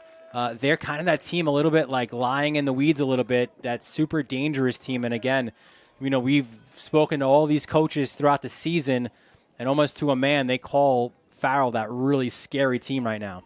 Yeah, and, you know, right now some people might have Farrell as the fifth-place team. I mean, that is a really difficult first-round matchup if it comes to it. If, Iona or Cardinal Hayes has to play against the Lions in the first round, definitely not a team you want to see, and especially because it's so hard to run the ball on this team. And when it gets to November, running the football is going to be very, very important. And listen, you mentioned that Iona game, right? 31-20 loss, but Farrell started really fast. 2 pick-6 in the first quarter, a 20-10 lead at the half. But the tempo that Iona plays at that we've seen firsthand as Muhammad runs up the middle after those penalties kind of cancel each other out, gets to the 41-yard line. But the tempo really started to get to Farrell a little bit, which is uncharacteristic. He said, listen, Del Priori said we struggled on offense. We played about 80 snaps on defense in that game, and the Gales just wore them down. It was uncharacteristic of this team. He said no one has rushed 80 yards on them in the first 4 games, but Iona kind of cracked the code there. But, a play here or a play there, you could have wins over both Stepanek and Iona if you're Farrell, right? There's an out, and how about another one? Scalisi is eating right now here in West Islip. It's a Monsignor foul, first down. And Scalisi's proving, hey, it's not just Nick Sufrin on this roster that's catching passes. He's having a great second half, and this time the hard pass from Pinto. He's able to haul it in and also get some extra yards after the catch. Farrell over midfield. You love, too, about Scalisi in this situation. He's a guy who didn't play a lot last year. He was that scout team guy. So he just worked hard, and now he has the opportunity living right now and making some big catches. Another reception, this by the tight end, Aiden Pedreros. And this is contrary, Jared, to what we thought. We thought maybe some more running, but we're seeing a lot more Pinto, those short outs, those quick passes right now. Yeah, and Pinto has been praised for his ability to, get the ball off quick, make some good passes, and that's how he found Pedros. And also, Pedros has quietly had a great game blocking. He's really helped Muhammad, get that extra burst and get some extra yards. This time he does it as a receiver. And Farrell's got, multiple talented tight ends with Pedros and, of course, Big Seth Clark. Yeah, don't forget Big Seth Clark for sure. That was a false start, and the offense backs up Farrell 5 more yards. We're inside the final minute now of this third quarter.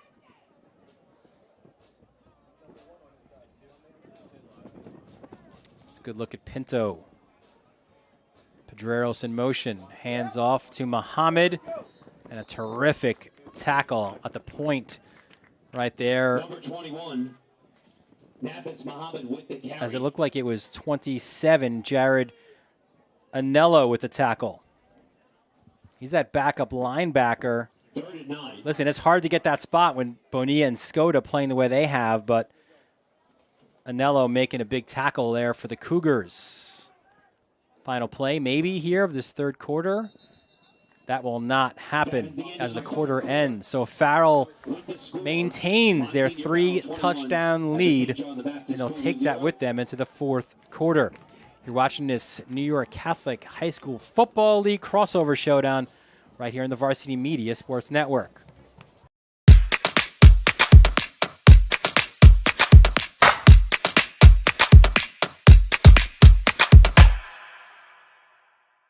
Hey Mom and Dad, how about a personalized hype video of your athlete produced by Varsity Media? Cinematic coverage of game action, plus on-camera interviews by our crew set to music will make your son or daughter look like the next superstar. Perfect for social media fame and college recruiting. Don't wait, reach out today. Spots are limited this fall. 516-403-2050 or email ben@varsitymedia.net. Back here at St. John the Baptist, fourth quarter about to begin here. It's Monsignor Farrell, a 21-0 lead over St. John the Baptist. Dylan Butler, Jared Veluzzi, our entire Varsity Media crew here. So thankful you're joining us here on a Sunday afternoon. It's been a good day for the Lions, who made that long trip from Staten Island. They've got a 21-0 lead. Pinto rolls, now goes back the other way. Look out. Range just fell on the play. Oh! A massive hit. You don't need that. That's to me taunting on King, and he's got to learn from that. Listen, terrific hit, right? You don't need to taunt especially down 21-0. Yeah, no, definitely going to be a learning lesson here. I mean, Chris King. Well, first off, Christian Pinto with an unbelievable move to avoid Brandon Raines. He makes a play almost looking like Johnny Manziel, but it ended up in a huge Chris King hit. Unfortunately, with the taunt, is going to be a flag, and that's not the first time King has done that. Against Fordham Prep, he arguably had the biggest hit I've seen in the high school football season. So he gets another one, but now the refs are discussing, and we'll see what they end up calling. DJ Lisbon is back on the sideline, but he's without his jersey. So clearly his day is done, but that shows you how much of a leader he is. As you get the penalty here, personal foul against St. John the Baptist, against King, but Lisbon personal foul against the Cougars. Back on the sideline, and he went up to every single one of his players, just patted them down, and I guess one to tell them that he was good, but also to lend his support. There you see DJ there bringing that leadership this year, that maturity, and the first thing he did as soon as he got up got to the sideline, went right to King. Said, "Listen, man, next play, you made a mistake. Let's just go." Yeah, and Lisbon, of course, he developed so much from his junior year to senior season athletically, but really like what you said, leadership-wise, and really being someone to look up to for his teammates as well. So the personal foul gives Farrell a 1st and 10 from the 31. And Muhammad spins away from a tackle, and he'll get a few more yards pushing forward for the Lions. A gain of 8 on 1st down.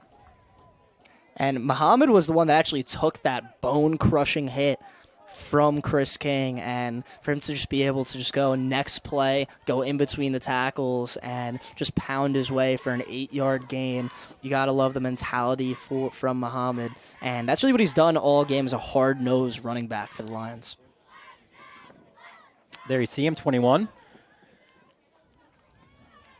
Pinto, back to pass, airs it out, goes angling towards the sideline. That was an incomplete pass. Sufrin, the intended target.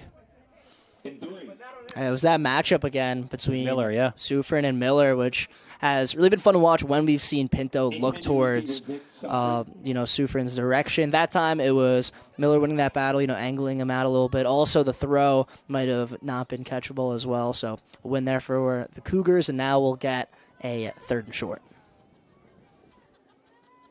And we know already from the numbers, and there's another conversation with King.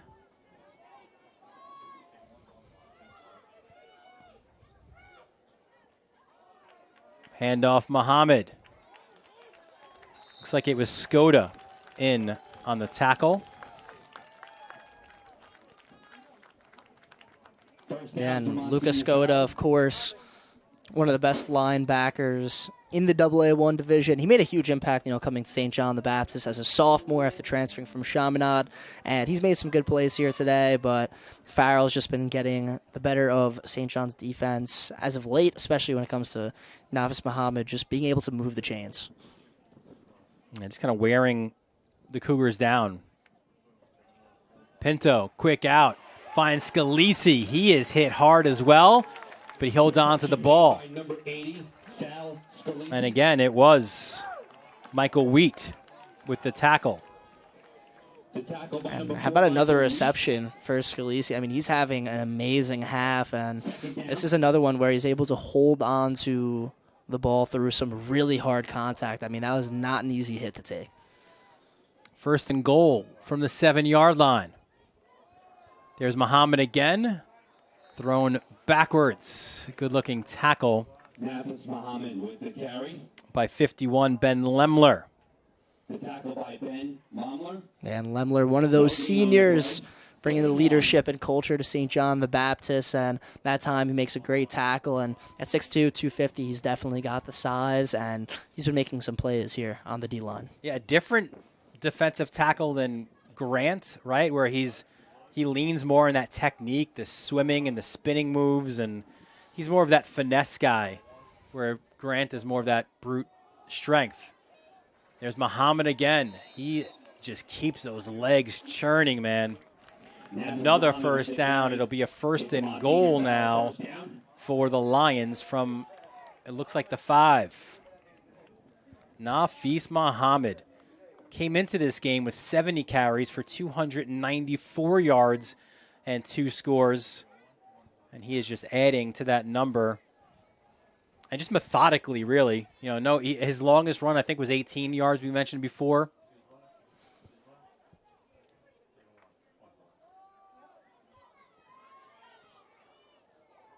Late flag again as Pinto made the run.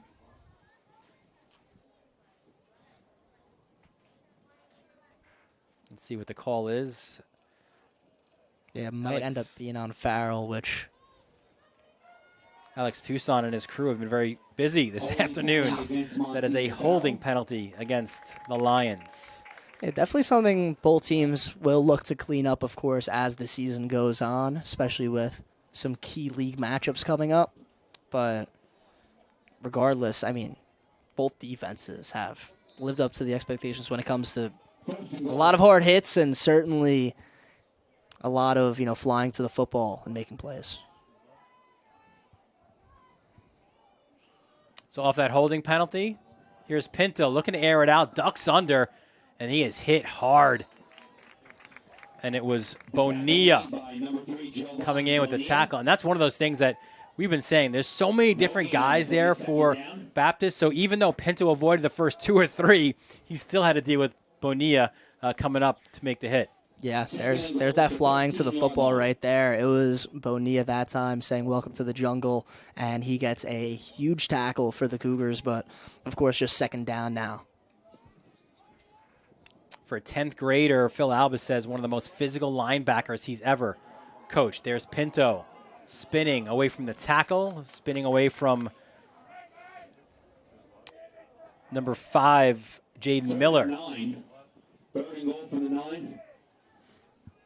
And a couple times here today, Miller, of course, we praise his coverage. He's still only, I'd say, 160, 170 pounds. He's doing a good job getting off of blocks and still at least, pressuring the ball carrier. That time he was just able to trip Pinto. So 3rd and goal from the 9. And we'll have a timeout called by Baptist. We'll keep it here. It'll give us an opportunity to show you our upcoming Sportscast schedule here on Varsity Media. Some good games, Jared, coming up. Farrell, I joked with Rocco Del Priore. I said, listen, just camp out at like the Huntington Marriott all week. Have your guys take remote classes, and you don't have to worry about that traffic on a Friday night to Cy Donnelly, but that should be a fun one. We've got the Cougars again, rivalry game. They go to Holy Trinity, homecoming next Saturday. Hills West, Smithtown West, and the Suffolk Public Schools, Southside and Plain Edge. That should be a war, as will Pequea and Farmingdale. Always fun. And Oceanside, Syosset closing out our next 6 games. But that Baptist Trinity game, listen, no love lost between those two. And it was a couple of years ago here for homecoming at Baptist that Trinity kind of opened a lot of eyes. Big win against the Cougars, and obviously they went on and they won back-to-back championships, climbing the ladder in the Catholic League until they're now a AAA team. Well, now it'll be the Titans homecoming that the Cougars are looking to crash. Pinto looks end zone. That's incomplete. Yeah, no, Dylan, I'm excited about that St. John's Holy Trinity matchup. I mean, in 2021, I just remember how intense both of those games were. Holy Trinity won each of those matchups, including the big championship at Mitchell Field. But now St. John's, of course, feels that they have a very talented team able to compete with the Titans. So this is going to be a 27-yard attempt by DiGiacomo. Snap is good. Kick is up. A little bit of a low one, but it does make its way through the uprights. So DiGiacomo extends Farrell's lead to 24-0. Now 5 of 9 in field goal attempts. Chris DiGiacomo, it feels like we say it every week, yet another, the latest of a bunch of really good kickers in this league. Let's take a closer look at his school, at Monsignor Farrell there on Staten Island. I've had many opportunities to go to Lions Den, a terrific place. It was established in 1961, named for Monsignor Joseph Farrell, former priest, religious community, political leader on Staten Island. How about those alums, man? You got a second borough president, Vito Fasella. You've got Joe Gallo from Impractical Jokers, and hey, Pete Lembo as well, right? The South Carolina associate head coach in charge of their special teams.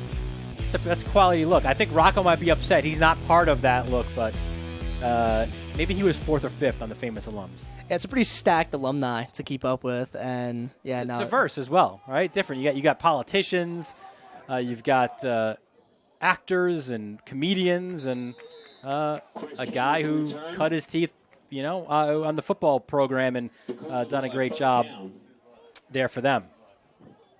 And you got to love that the Impractical Jokers went to a school in the Catholic League. That's awesome. That's awesome. 31-yard line is where the possession. You see the new QB now for Baptist. Again, we wondered when we would see Max Bowers. Another terrific nickname, nicknamed Sunshine, from, of course, remember the Titans. A guy, Phil Alba jokes, right, is kind of like a surfer dude. He is a lifeguard in the summer, but just that next play mentality. Bowers quick out, incomplete. But that's one of the things that impressed. Like last week against Lehigh, throws an interception, comes to the sideline, and has a big smile. He's like, Coach, man, that was on me. I'm sorry. That was dumb. And then he went to every one of his teammates on the sideline and said, guys, listen, that's on me. I made a bad decision. Let's just go. We'll go to the next play. And that's the mentality you need to have, right, as a QB in this league. Yeah, and Bowers just a junior, so we could definitely see him next year as well. And, of course, he's still developing, and I'll go on record and say it, best nickname in the Catholic. Sunshine, a lacrosse player here for the Cougars, potential scholarship lacrosse guy as well. Fakes the pass, goes a little sidearm. That's a completion. Finds Kevin Peters. So Kevin Peters, congratulations. First varsity reception. Peters, a transfer from Center Reach. Terrific high football IQ. When he came to camp here in the summer, Phil Alba was like, listen, this kid, he knew the route tree. He knew how to break off the routes early, how to read a defense. His game developing, but obviously that football IQ is so important on the varsity level. Yeah, and he'll definitely help him out throughout this season, especially with, Lisbon being sidelined, Mikey Kanza also not in the game. He can have a big-time role for St. John the Baptist down the stretch, especially with the Cougars, situation when it comes to injuries. And Michael Wheat or even Maxwell Bowers, both of them can throw the football, and especially against AA schools, we'll be seeing that a lot. Bowers just unflappable. Farrell there jumped. Hey, guys. Quick look at us in the booth. 1st and 10 from the 42-yard line.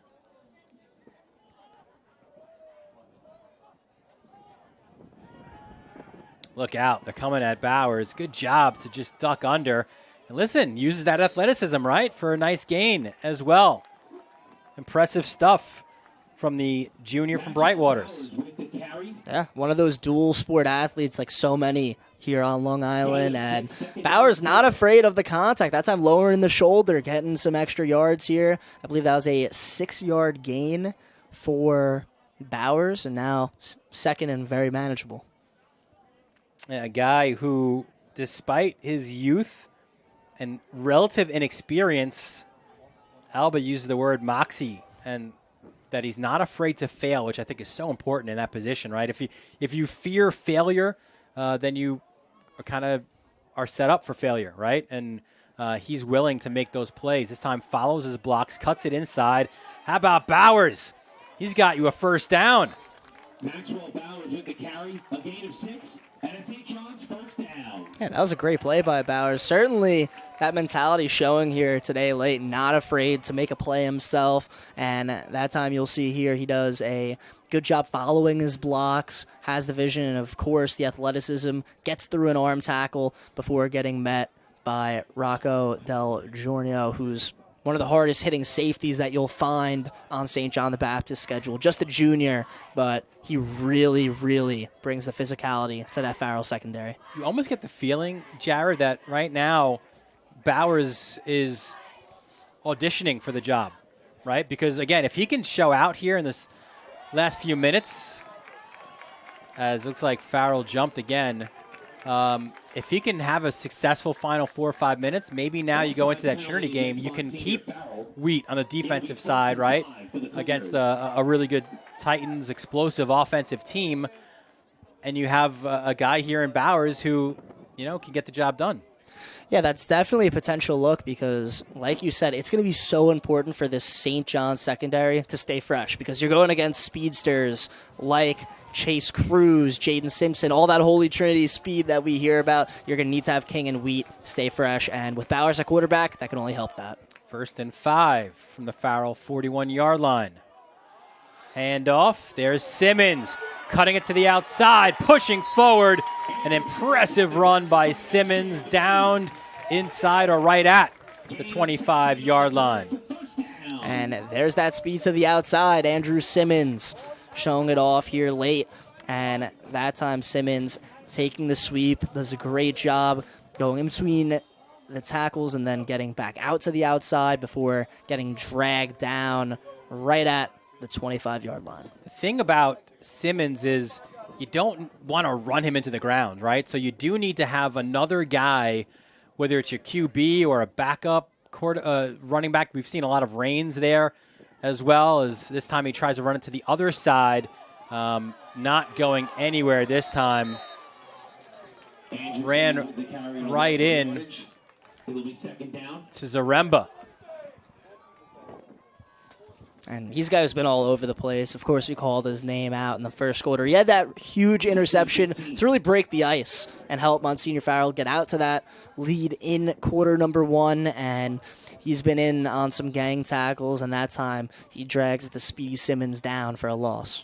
2nd and 15 from the Farrell 30-yard line. Bowers getting the call. Certainly a different body type, right? Wheat's 5'9", 190, and Bowers 6'1", 180. Good size.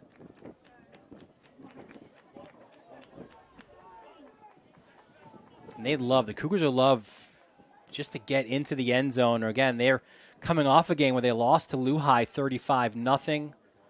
So you don't want to go back-to-back, especially going to Trinity without having scored any points. There's Bowers, tucks it under. Hit, fumbled, recovered by the Lions. That ball popped right up. And big 52. Alpha Ba, the freshman. And it was Ba coming away with it. And Bowers did a good job initially stepping up in the pocket, looking to make a play, but he ends up getting hit hard. Ball comes out, and it's the freshman. It's Ba coming away with a fumble recovery, and he's been in some good spots as of late. He was a little bit banged up afterwards as he's getting helped off the field, but his teammates were loving it once they saw the freshman come away with that recovery. You see the sideline explode as definitely a big play in his early but soon to be very entertaining career. It's a 1st and 10 for the Lions from their own 20-yard line. And the Farrell defense again. Bending but not breaking. Another turnover. And listen, Phil Alba was prophetic, right? We can't have a single turnover, he said, or else we lose the game. And the Lions will just take a knee here, it looks like. As we have an opportunity, we want to give you a closer look here at St. John the Baptist. Established in 1966, their student-to-teacher ratio 16-1. Got some great athletes coming out of here. Logan Ohapi from the Angels, right? Chris Wingert, my boy. Mike Petke as well, former MLS guys. Petke, former coach as well, among the famous alums to call St. John the Baptist home. Cougars will show you their schedule coming up in a moment after this next knee. And there it is. Upcoming schedule for Baptist. We mentioned it. We're going to go to Hicksville. And then certainly, again, you know, every game in the Catholic League is difficult, but you would expect certainly winnable games, right? You play Zavarian, you play Xavier. The hardest games of your schedule, no disrespect to the two X's there, are behind you at that point. You hope that maybe you get a little bit healthier down the stretch and you're ready for the postseason run as well. Raquel Del Priore's pumped. He's leading his guys to that post-game huddle with Phil Alba. Big win for the Lions. They improved to 4-2 on the season. The Cougars now 2-3 on the season, looking to rebound from back-to-back shutout defeats. Yeah, and they get Holy Trinity next week, of course, here on the Varsity Media Sports Network, and that's gonna be a special one. Not only to bounce back after 2 losses, but to really get those bragging rights in that rivalry. And then, of course, you get the games against Xavier and Zavarian, and then you're in the postseason just like that. So St. John the Baptist looking to get some momentum, but it won't be easy. Should be a fun one against Holy Trinity. A lot of playmakers on the field, and for Monsignor Farrell, the defense just keeps being as advertised. Yeah, Raquel Del Priore, man. I joked that if he wasn't the head coach, he might be the mascot. He is jacked up right now. He might not need the bus. He could run back to Staten Island right now. There is the head coach. Congratulations to him and the Lions, and best of luck going forward. And we're going to see the Lions pretty soon, Friday night at Cy Donnelly Field, the ultimate test on this season, at least it would appear. 7 o'clock kick there at St. Anthony's and Farrell. Quick word, Jared, on that matchup. That's going to be a lot of fun. Yeah, this Farrell defense has been amazing to start the year. I mean, they shut down Stepanak in the second half. Of course, we saw what they did here today. And, well, they get to go against a pretty good offense within St. Anthony's. KJ Duff, Gary Merrill, the explosive Friars on homecoming. Get to go against one of the best defenses in the state within Monsignor Farrell. It's honestly one of my favorite matchups I've been looking forward to for so long, and we finally get it next Friday. Calm down, man. You still have a few more days left. I can't wait. I can't wait for it. Bottle that energy. That'll do it here from St. John the Baptist. Those guys victorious, winning this one 24-0. I want to thank our entire Varsity Media crew to made this sportscast possible. Our executive producer, Ben Turchin, technical director extraordinaire, Chris Sweeney. For Tony DeMasso, Ron Pierre bringing you all the moving images. My broadcast partner, of course, Jared Veluzzi. Joe Giannotti bring the stats today. I'm Dylan Butler, thanking you for joining us from St. John the Baptist. We look forward to seeing you next time right here on the Varsity Media Sports Network.